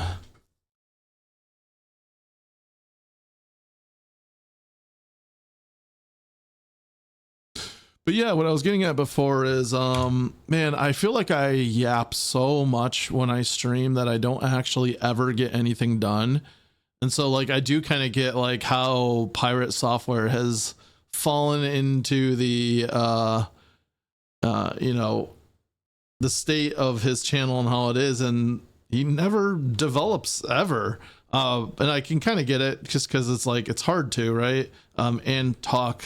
So I've been thinking about like my own channel and the one with the mirror. Yeah, that was it. Yep, so good. But yeah, I was thinking about like my own channel and just, you know, and we were talking about the other day in the sense that the ceiling for games and software category is so low on Twitch. You know what I mean? Like it's always between like 50 and 300 as the ceiling for a single streamer, which is just crazy low, right? And I was like, you know, how do you bridge, how do you like break past that, right? And I think the answer is like you don't really break past that by only being game developer, right? Or at least you have to like make the game development content really entertaining. So I don't know. I might try to do some different things with my content where maybe one night a week I do a game dev let's play where I'll play like a game that I've been wanting to play that I think, you know, has good game design, and I can play, you know, I'll do like a, you know, just play a couple hours of it and just give more of like a game developer commentary while playing it rather than just, you know, the usual let's play and just having fun with the game, but really approaching it from a game developer's perspective and you know, just playing games that way. I'm sure like people have done this before too. Like I don't think I have like a unique idea or anything here, but it is something I think I might want to try a little bit myself. And I might like steer away from doing some of the more like focusy type tasks on stream, like just straight up coding, because what I find is I just yap the whole time and I don't actually code or get anything done. So, you know, how do you make content that's entertaining and productive for everyone? And like one of the things I think I want to get into more is like having open game design streams where I'm talking more about like the game design of what I'm working on and trying to figure that out. Cause I mentioned before, the next few months, I'm going to be doing my game design document. And so like, I'm going to do a lot of just thinking and you know, what is the game gonna be in the end, right? And I think it'd be a lot easier for me to make the content for it and also be like more entertaining and interactive for everyone if I had just like these game design stream sessions where, I go through something. Like I was going to do one tonight, but then I just got distracted with all this other stuff. But, like planning out the skill tree of my game, stuff like that. Let's see. Game dev is good for motivation and promoting. Yeah, definitely. Say goodbye to the cat for me. Going to sleep. Hey, Cody, thank you as always. I really appreciate it. Thank you, and have a great night, dude. I'll catch you another time. After a game is released, you have your player base, and this is the main reason why you can get more viewers. Yeah, no, I mean it's like wish list, right? Like you're building up your, you before you release a game, you want to make sure that community's in place. You want to make sure that people know that your game exists and that people have it on their list so they're notified when they can purchase it, and all that stuff is super important for sure. And that is like, I'm not going to pretend that's not why I'm doing this as well. Like that is a big part of why I'm doing it. But I also just for the sake of enjoying the process more though, like for my own sake, I feel so much more fulfilled when I'm able to show off what I've been working to people and getting feedback and chatting about it and just chatting about game development in general. It's not something I've really had the opportunity to do for most of my life, just because I live in an area that there really is I'm not in like a city or anything, right? So there's not a whole lot of hey, that thing is still there. What the heck? Yeah, I don't have that. There's no like game dev groups where I live. But at the same time, I also need to get things done, and there's just certain things I can't do when I'm chatting, and that's most things, by the way. The ADD is just a little too strong, and Zoe has a straw right now, and she is having the time of her life playing with it. I've seen live streams that discuss game development or game design, but for the French community, it doesn't change anything. There's still the same number of viewers. Yeah, no, yeah, for sure. It's more about the like, I think the thing that would help open up the viewers is by doing let's play, like not streaming 100% in the gaming category, right? So if you can, so the way I'm looking at it is I've streamed in both before. I've done let's plays and I've done game development content, right? And it is completely like, it is like nearly an entirely completely different community.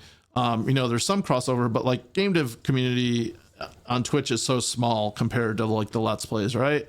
So right now I'm getting like, what do we got? 17 people right now. Like that's the best I've ever had. That's better than I've ever had with let's plays, and it's better than I ever had with game dev until recently, right? And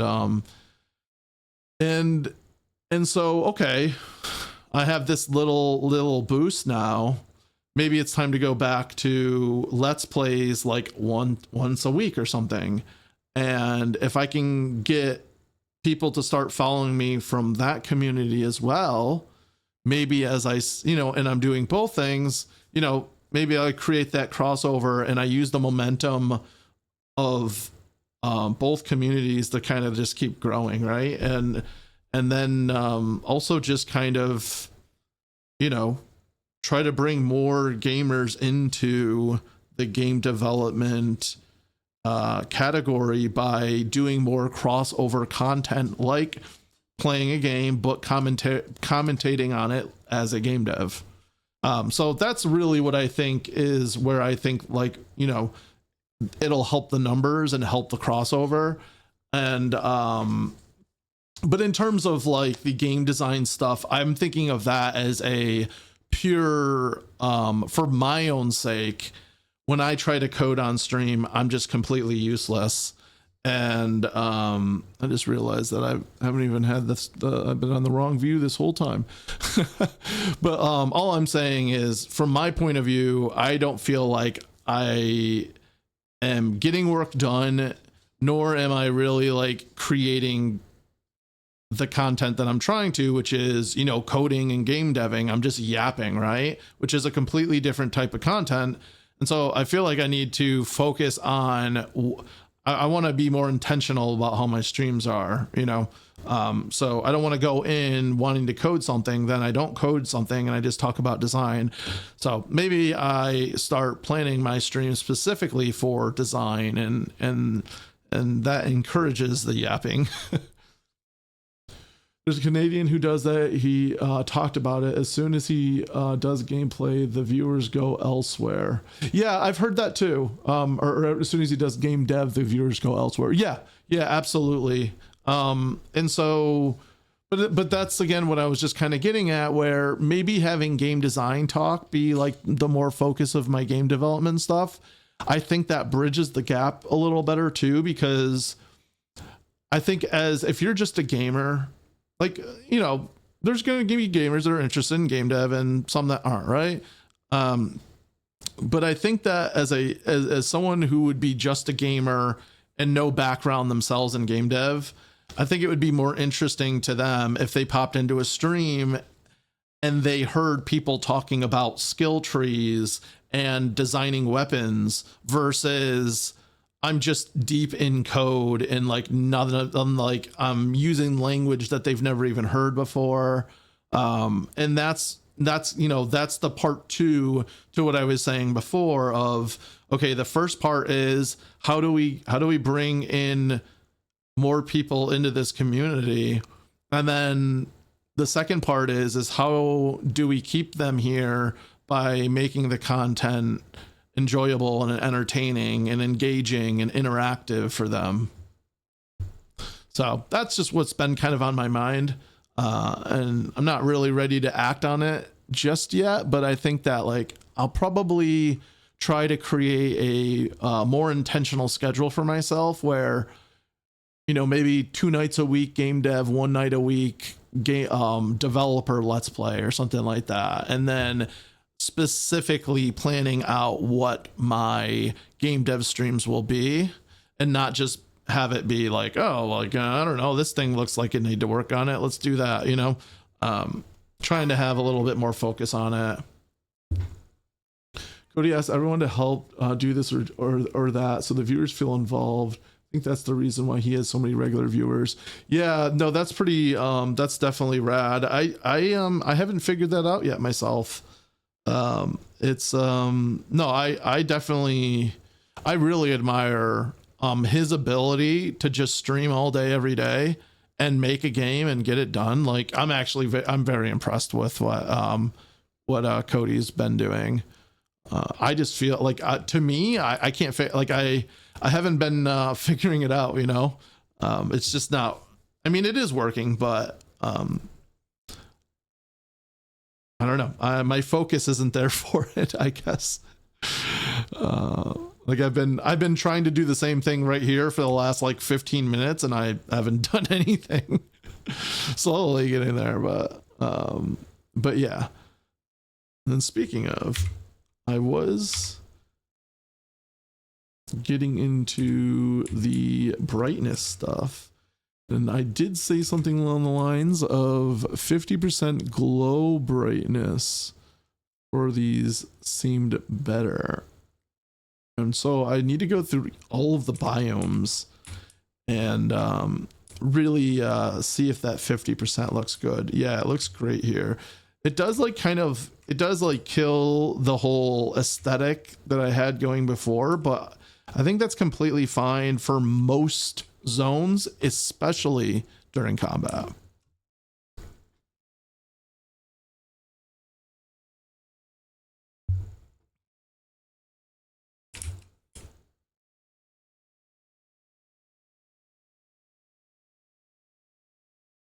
So do you know Cody, or did you actually meet him on his stream and just you know, built a community together?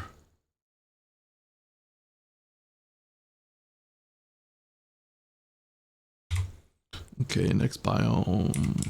Try this one. This is a biome that, oh, I actually already darkened that one. Yeah, because the real bright is real bright. Only on stream. Okay, yeah. And where is that sound coming from? I muted the sound. And must be coming from Twitch.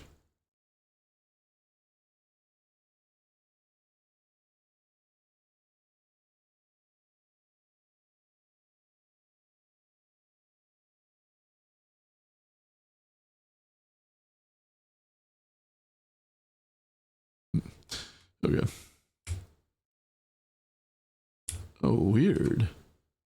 Oh, yeah. Oh, I never noticed that before. There's a break in one of the... Okay. Sinistrute. This is one of my favorite zones. Yeah, very, very bright pathing. So we take that to 50%. Yeah, honestly, I think 50% really is that sweet spot for a lot of these. This one can be a little higher, but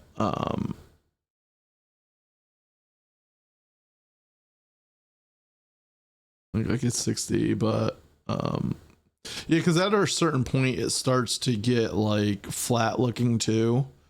So I don't want to go too deep. But obviously the color is what matters. With the brightness that are the, you know, the visual clarity. All right. Yeah, and this is another very bright one that needs to get toned down a lot. Yeah, like this one actually drowns out the detail when the detail gets drowned out when it's too bright and when it's too dark. So there's definitely like a sweet spot.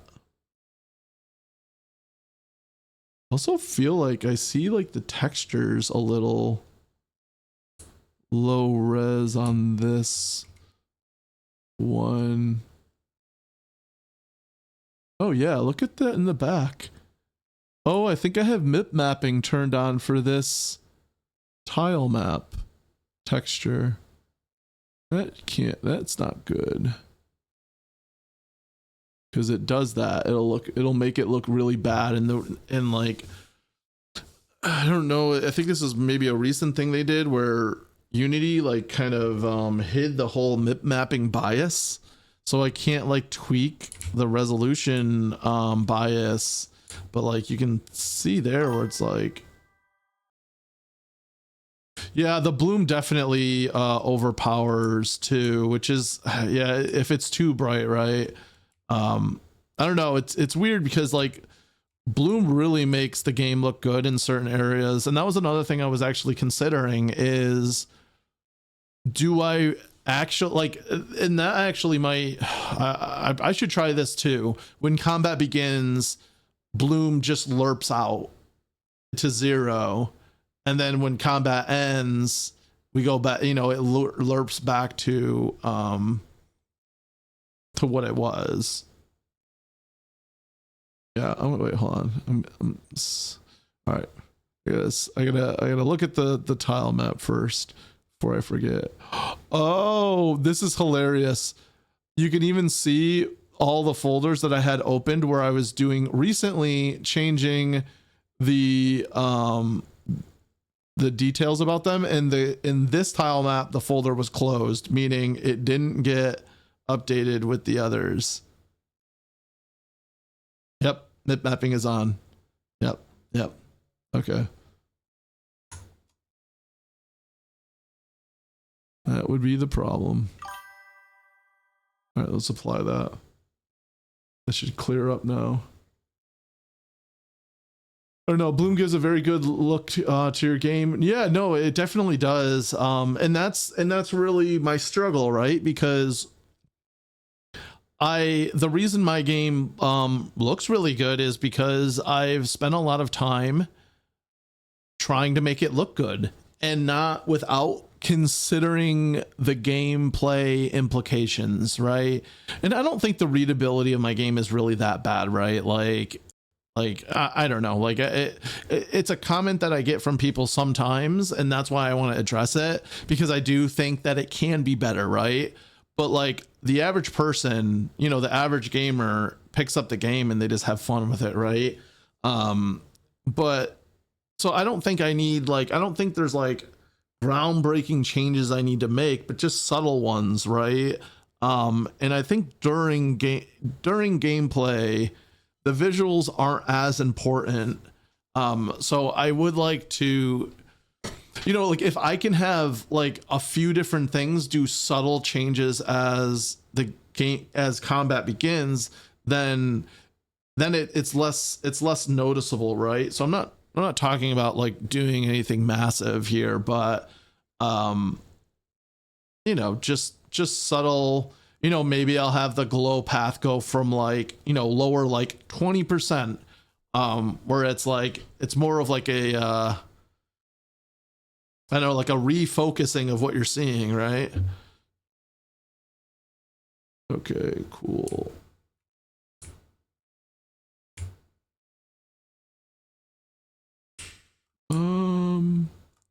What else is potentially different? Read, write, and generate map. Uh-oh. Oh, I didn't. Wait, what did I just do? I swore I just turned off. Okay, apparently I didn't. All right, well, we're gonna do it. Roll it back.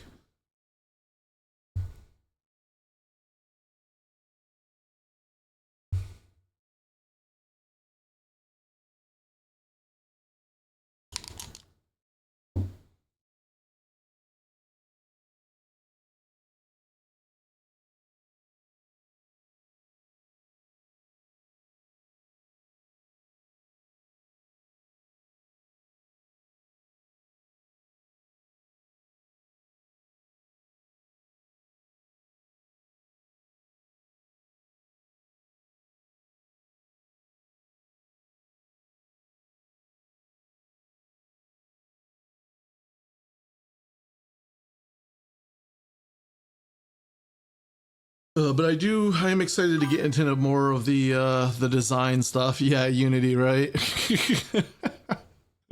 Doesn't help that I'm re-importing textures while the game is running.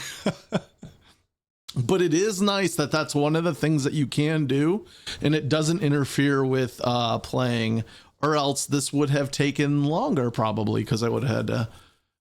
Yeah, honestly, the Unity loading is like terrible because it encourages my ADD to just take me like somewhere else, and then by the time it's ready, it's like, what was I doing again? I gotta really work on my focus.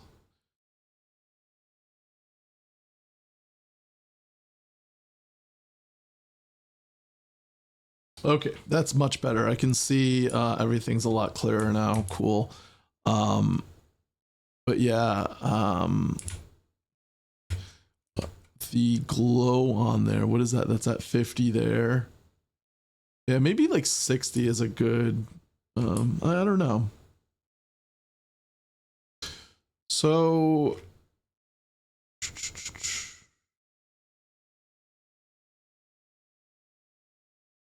I can just go in and change this right now to give it a try to see how it looks in the normal game without doing the yeah, actually let's do that.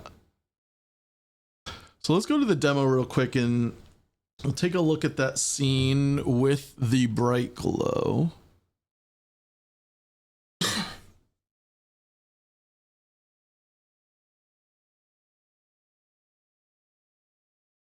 Yeah, that's another, yeah, that like this first scene, it's kind of at odds with itself, right? Because it's important. It's the first scene that the player is playing. And you know, I really try to, you know, I try to in 30 seconds just throw everything out there. So like right away, like the character portraits looks really cool, right? The dialogue. And then it's like, okay, next dynamic lighting, like, oh, like I'm trying to put like, you know, all of the things that I feel like the game makes the game unique or makes the game really cool, like all in 30 seconds, right? So like, okay, cool, like dynamic lighting. And then here is like where I'm like really trying to show off the visuals, and the music drops right there at that point. Also, that wall's disappeared right now, and I know why. I need to fix that. It's a good thing I tried this. Um, and so like, yeah, and these are all the things. And then, you know, like right away it goes into combat. So it's like all these different things that I'm just trying to get to as fast as possible, to gain and keep the player's interest. And that was mostly done when I was making the demo for the convention, because I knew people were just gonna pick up the controller and potentially walk away in 30 seconds. So I only had that much time to secure them.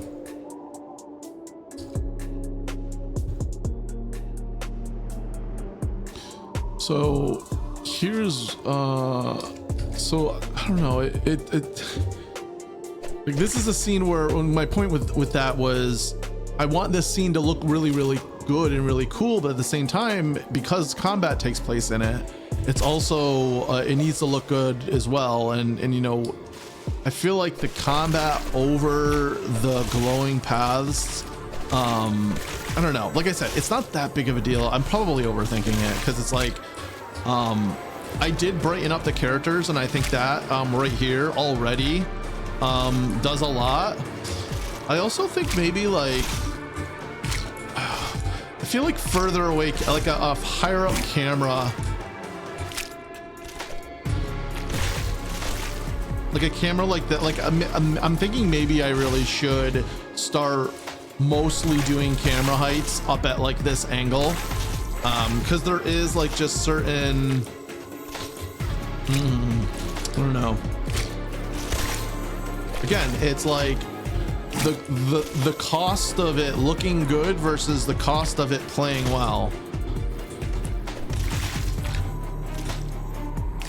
And something like this might actually just be better for gameplay.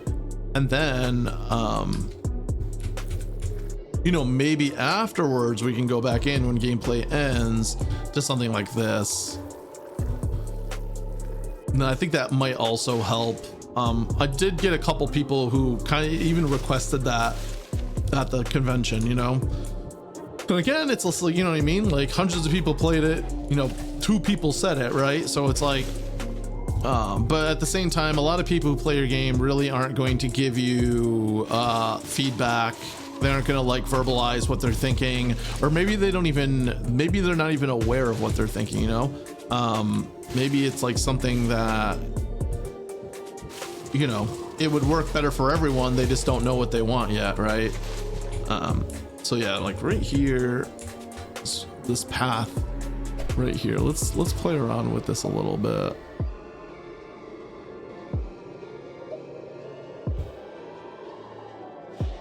So I was saying 50%. And yeah, that does look, oh, that's 60. That's 50. I mean, that looks cool too. I don't know. What are you thinking?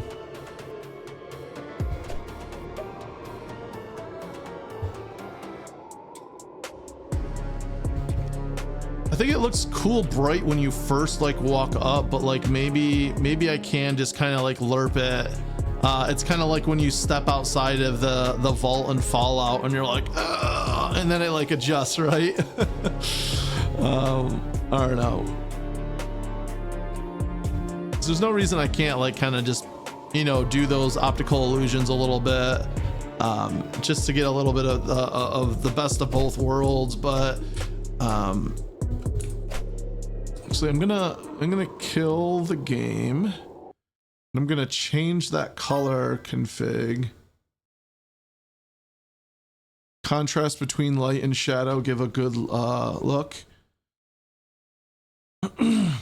Yeah, I've always, and that's what I've always gone after, right? Like the dynamic light is something that I've always felt added something unique to my game, because that you don't get that in like the Cult of the Lamb or anything like that. Like I mean, there is light and dark in that game, right? But it's all the lighting is like baked, and or like in the source art, like all the shadowing and stuff. But like this is all like purely dynamic lights, and I did want there to be the big contrast between the darkness and the light. That was always something that I was like intentionally going for, and I'm really happy with where I've arrived with it. But I also want to make sure that I'm not just completely making an unplayable experience, which I don't think I have. But let's see. This is something I have to do in code. Maybe that's why. Dial-ups alpha. See, I don't understand what I was doing here. Glow color. Okay. Environment blood. Oh, I understand, because this is full color now. And okay. Okay. I get it now. I understand what I must do.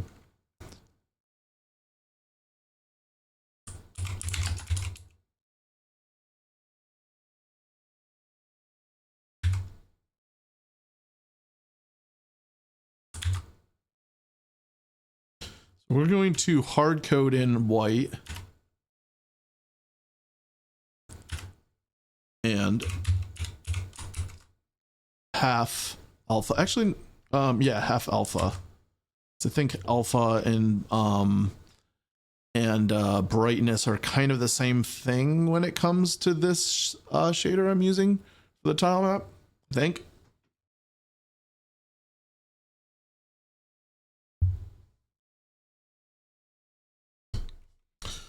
Well, that doesn't look like it worked.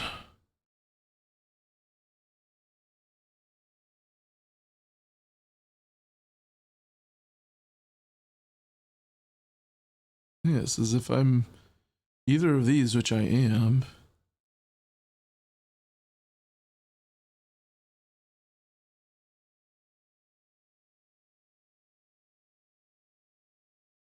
Yeah, okay, there it is. That's the white. Oh.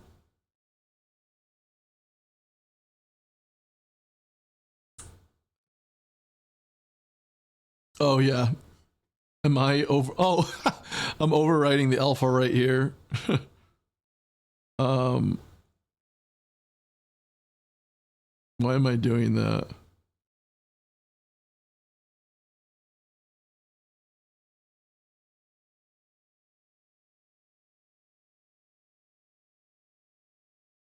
The type. Funny thing about this is the. Oh.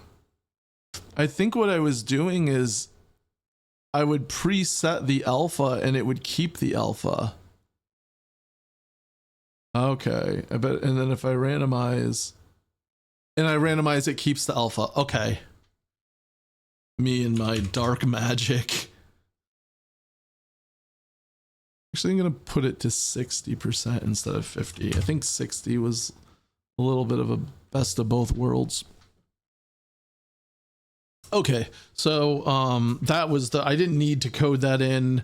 I made it so that I could set the alpha, basically the brightness, on the tile map, and no matter what color I plugged into it, it would always respect that. But it's easy, but it doesn't give the freedom of setting different brightness on the tile map per each biome. So let's see if it's worked. I'm gonna actually just look at the source first.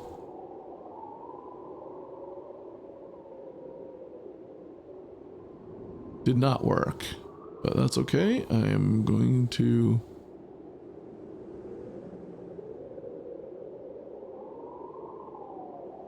do it now.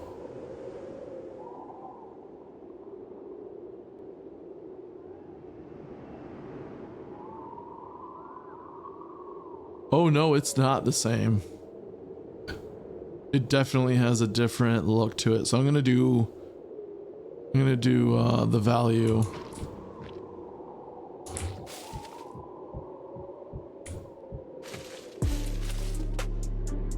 Oh, I forgot to fix the walls. But yeah, it just doesn't look as like as good as it did when it was like very bright, because as you said, the contrast between the light and the shadow was a good look. So maybe, you know, when I first enter it's bright, and then as I zoom in it darkens a little bit, and then from then on for like the rest of the game it's kind of like a when combat starts I can kind of just lower it just a little bit. Like I said, it's kind of like the readjusting your eyes during combat. I don't know. I don't think it's a terrible idea. At least it's worth trying anyway. So, and it's not that hard for me to like to try to hook up either. Let's see. Okay. Well, first thing I want to do is I want to fix the walls, because that keeps throwing me off.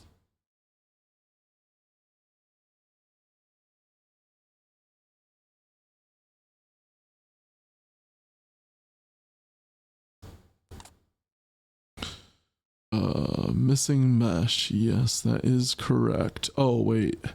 This is all the way up here. So there should be, so the reason this is this is a custom config file for the walls right there. Okay. So one of these is missing. Okay, the back mesh. Where's back? Oop. Okay, I should be able to reload the zone now, and it should be fixed.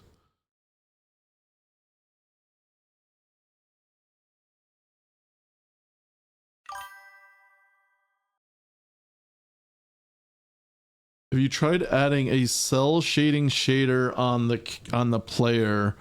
When you say cell shading, do you mean like giving the player an outline?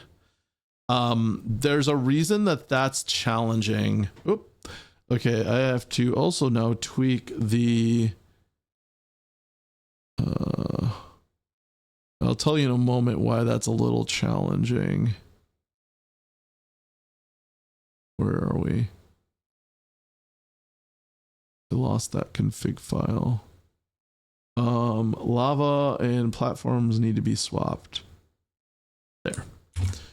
Okay, now I can reload.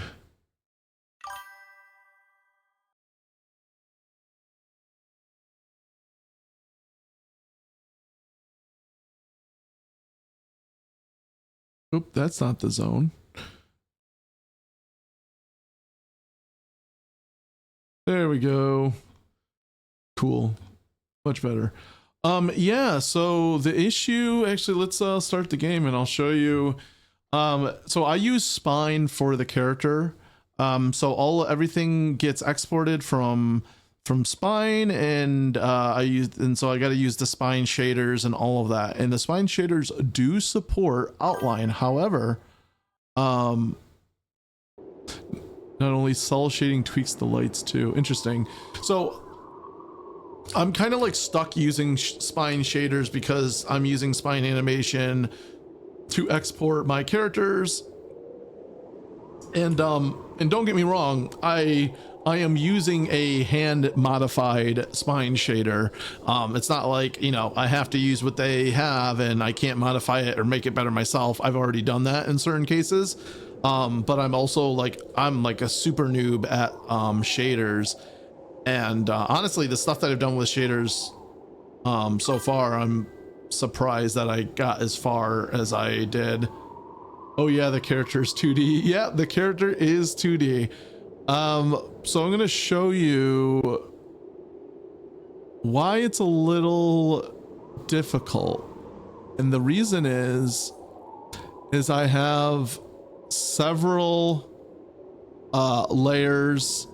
I'm using several sub meshes. I have two materials on this character, so that when I turn the outlines on, it ends up causing outlines within him. So I'm going to turn this on. Oop, that's too strong, right? So like this shader is just for his furs, right? And again, this isn't something that I can't get past, but to do it for all of the characters, and because that's the other thing, all of my characters have interchangeable limbs. So in order to do it, I would have to make sure that all of the core limbs, yeah, it's so tricky, right? Because if I just have this outline on and not the other, that one works okay, but then, you know, you get the eyes too, and it kind of like breaks apart the character. So yeah, I know I could, obviously I could break apart all the core textures of a character into one mesh, or one texture for one material. But the thing is the whole concept of my game is I have this growing character, you know, the more characters I add, the more I have to take in consideration this submeshing, and like what textures I have to load and what textures can all be part, like what character textures can be part of one actual atlas. And I know it's not the best performance wise either, so it's probably something I will want to look into eventually for optimizing anyways. Because like you can see here, it's like alternating the material because of the layers, right? So if I had 20 I have 14 layers. If the first 14 were from one texture and then the other, or the first 7 were from one texture, the other 7 for another, then I would only need 2 materials on here because it would just take care of it. But because they're like interlaced and stuff, that's like what causes it to like explode like this. So it is something I should consider at some point. And if I was able to figure out how to do an outline, that would be cool, because, you know, I don't need to have it yellow. I could have it just black, right? So that's how it would look there. So it's something I can test, right?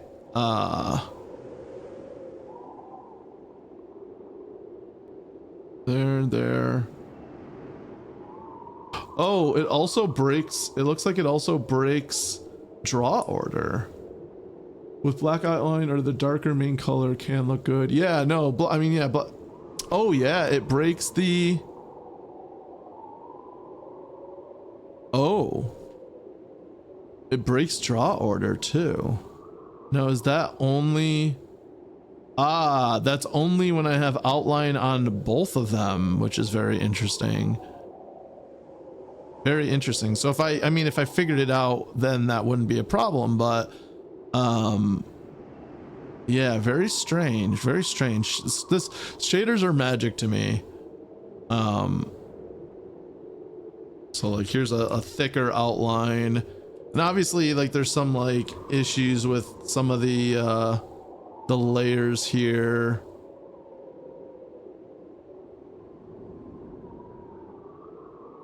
There's an advanced setting here where I can kind of tweak.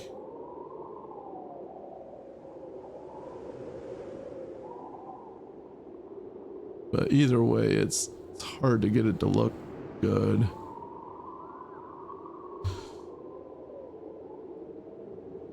Oh, it still, even with one of them, it does some weird, oh, yep.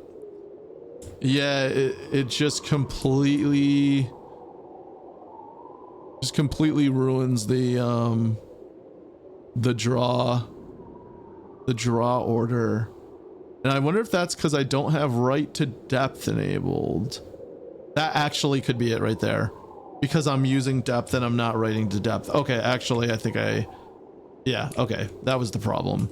But there's a reason that I'm not using right to depth on these characters, though, I believe. There like, it is a reason that I haven't done it.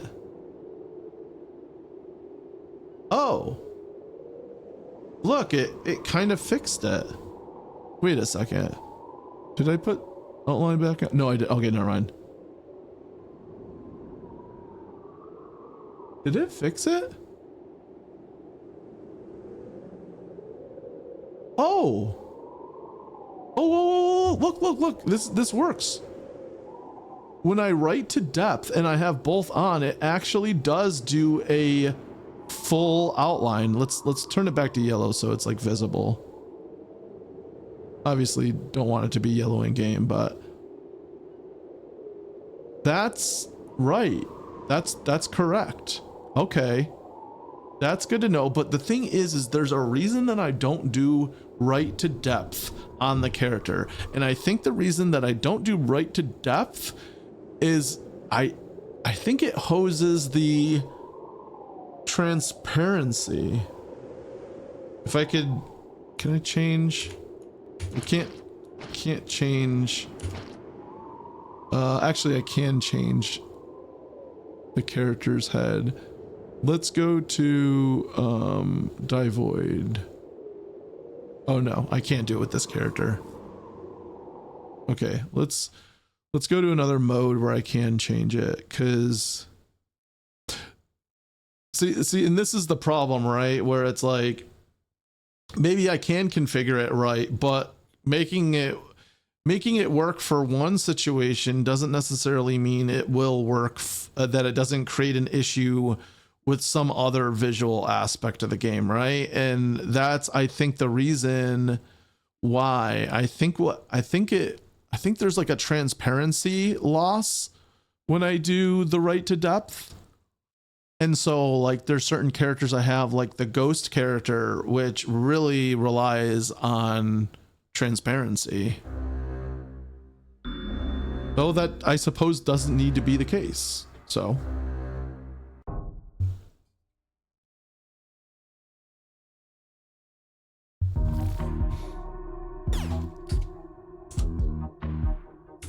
one thing I will say is the outlining does not look great.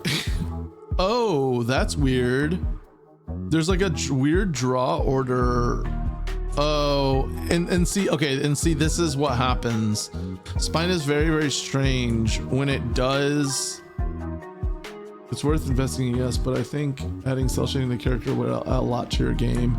Yeah, so here's the other thing. I can solve it with the source art, right? I don't need to have it be something that's only done in post-processing.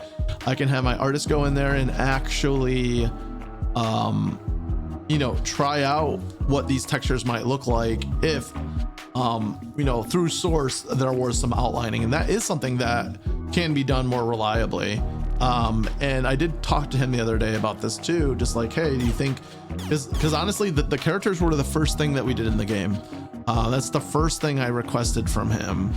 And this was, again, like 40 years ago I made these characters, and I was just kind of fooling around. I wasn't really like, I had the whole idea of them swapping limbs and everything, but I didn't have the whole, honestly, I think at that point in the game I wanted everything to be like really low saturation, and just I wanted it to be like more of a classic horror looking game, like almost black and white, right? And I even thought about like, what if the whole environment is black and white and only like the blood and enemies are like certain colors, right? And but then slowly I just started getting to this style here, and I just loved it so much. Anyways, my point is there's been a long time since I've designed these characters and I had the artists make them, and now that I have the portrait art and everything, it might be worth revisiting, you know, what these characters really should look like. Yeah, offline cell shading, right? Because then I don't have to worry about because like what I was getting at before is like you know, you have an arm that has an optional layer on it, like the fur, right? And you want so if I only had it, so like the core textures, and this is through a shader post-processing, if I only had it so the core textures were outlined, then the outline would stop when the fur hit, because the fur wouldn't be out, would have an outline, and then it'd be like it just wouldn't work, right? But this is also what I was getting at before, is like with spine shaders, it's doing like this weird blending, and this is something I have to work around a lot, and this actually is the reason why I don't have the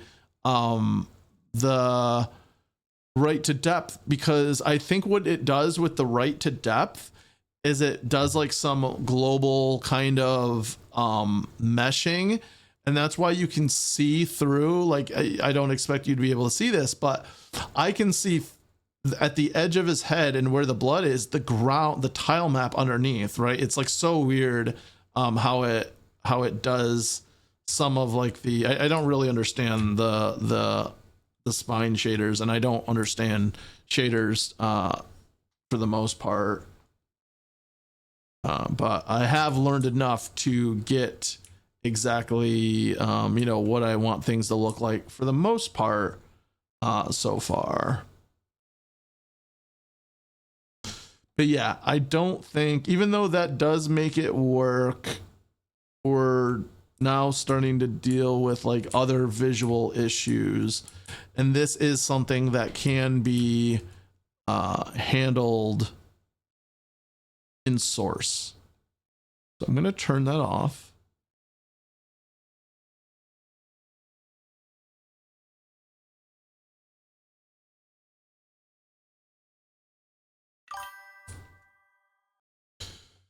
Another possible solution to make the outline work would be to render the character into a texture and then add the outline to that texture.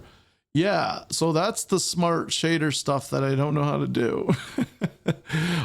So I'm like very loosely, I mean that's like what spine shaders do, or not spine shaders, but the spine API. There is a mesh generator class, and I believe what it does is it takes all of the textures and creates one texture out of it to draw. I think that's what it's doing behind the scenes, unless you write to depth. And when you write to depth, that's when they can't do that anymore, because certain textures need to have depth to them, right? So they need to be drawn individually. And then when you start doing that, I think something weird happens with like transparency and yeah, I like I said, not an expert with this, but the problem with the mesh generator right now is it's creating like one sub, it's creating a couple sub meshes based off of the two textures that it's pulling from. And oh, weird. I'm used to this is bad. I'm using different. Oh, interesting.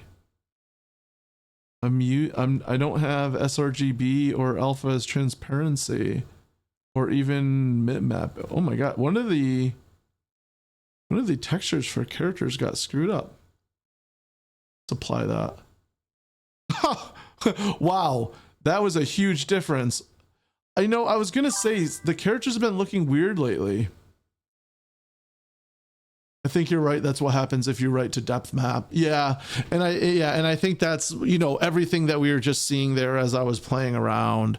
And the thing is there's like a lot of implications that puts on other aspects of the game. As a 2.5D game, there is a lot of like magic that I have to do to get things to look right.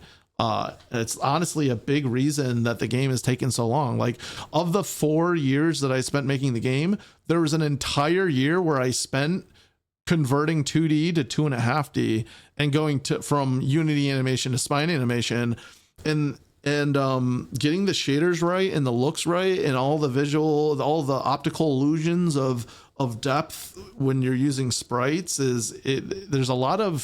There was a lot of issues that I ran into that I did not expect to run into at all. So that was good to figure it all out and get it to work, but it's unfortunately a fragile system where I really have to be careful about doing things like this, changing settings on shaders. Okay, looks like I don't have compression on either.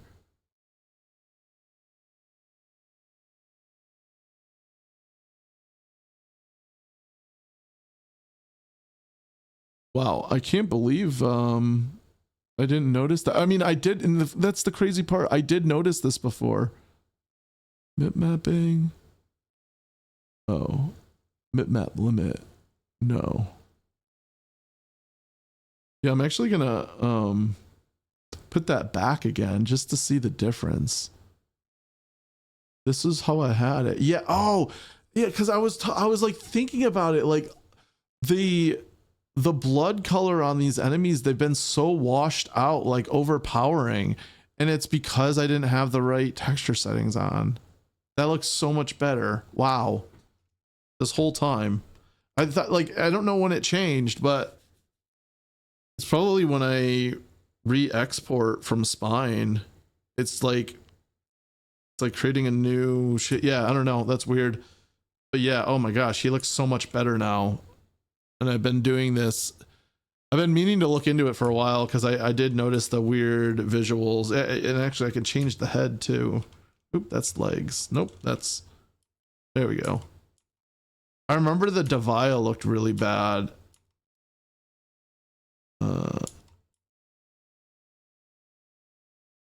Oh, I don't have him in here. Actually, let's go to the scene where he's in.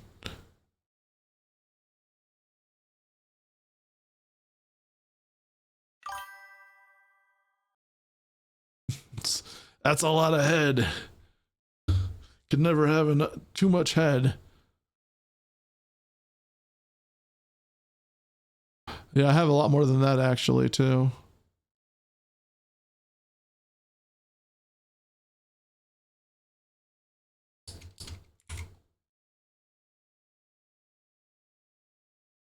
Oh yeah, he looks so much better now. He looked really bad before. Well, I'm glad I figured that out. Also, his teeth white or yellow? I can't tell. Maybe there's still the yellow is overpowering it. Yeah, I think the color tweaking on the characters definitely helps. He's a lot redder now, so it's easier to pick him out.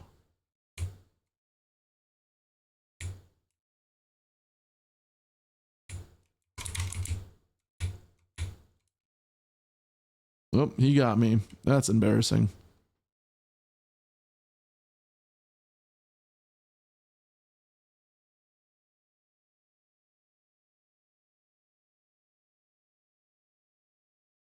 Okay.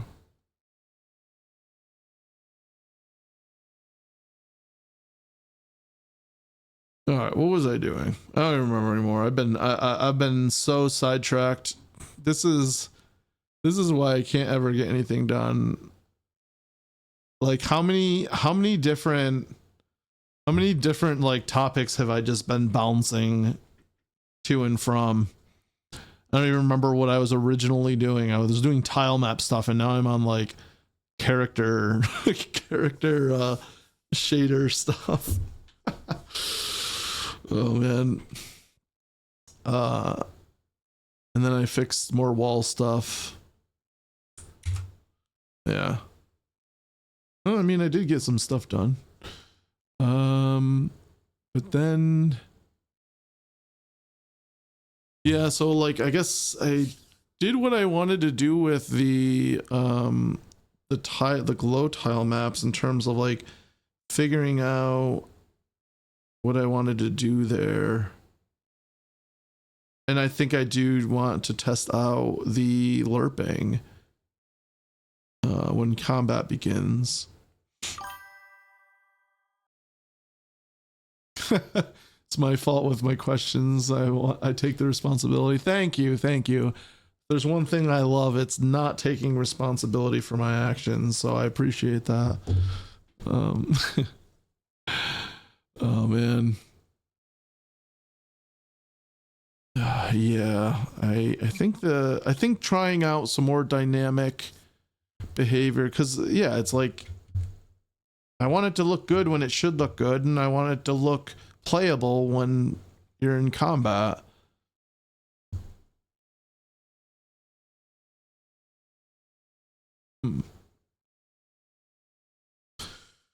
Yeah, so I think it would be in that tile map engine that I was looking at earlier. I would subscribe to the event from the combat manager for when combat begins, and then I would lerp down the color.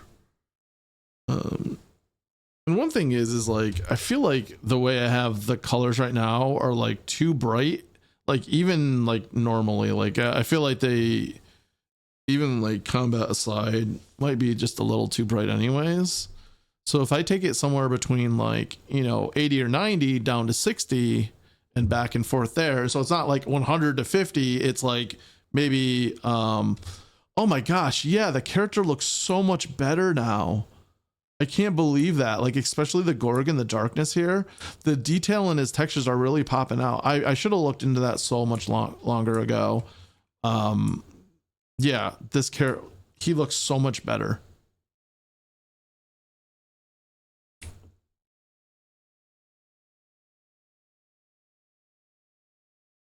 Oh, we got Zoe meowing out there.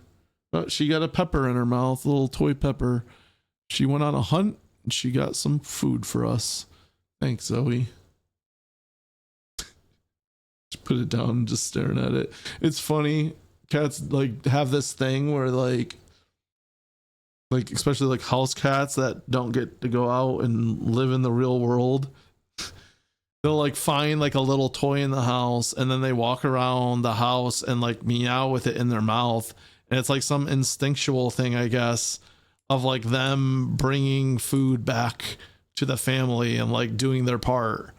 And it's funny because Zelda's always done it, and now her daughter Zoe is starting to do it, even though Zoe's like 10 years old now. Guess her instincts finally kicking in. My questions help find a bug. That's not so bad. Yeah, honestly, it yeah, no, it did. Yeah, no, I appreciate it. Yeah, the characters look a lot better right now. I've been meaning to look into that, and I thought it was just because I use like unlit shaders for the blood, so that way there's no brightness on them, and when you go into darkness that they're always that constant brightness, and that creates like a really interesting look. You know, when I turn this off, the only light source in the game right now, like you have them cut through, and it just like kind of gives like a really cool visual effect. But I was thinking because they were the unlit ones that they were just like washed out. Yeah, I don't know. Yeah, it just, I didn't have the right color profile. And air up there is what is he? Oh, that's not him. Cool. So yeah, the ground tile map engine would do the thing. It would subscribe to the combat, and then it would lerp the brightness. Oh, actually, instead of lerping brightness, I should have it so there's just two different colors. That way it's configurable per biome and not like a hard-coded engine thing where it's like it's always goes from 90% down to 60%. This is like it goes from this color to that color so that I can really tweak what the right brightness is for each biome and each color depending on how it really looks in game. And I mean, that's just the type of changes I'm trying to make now anyways.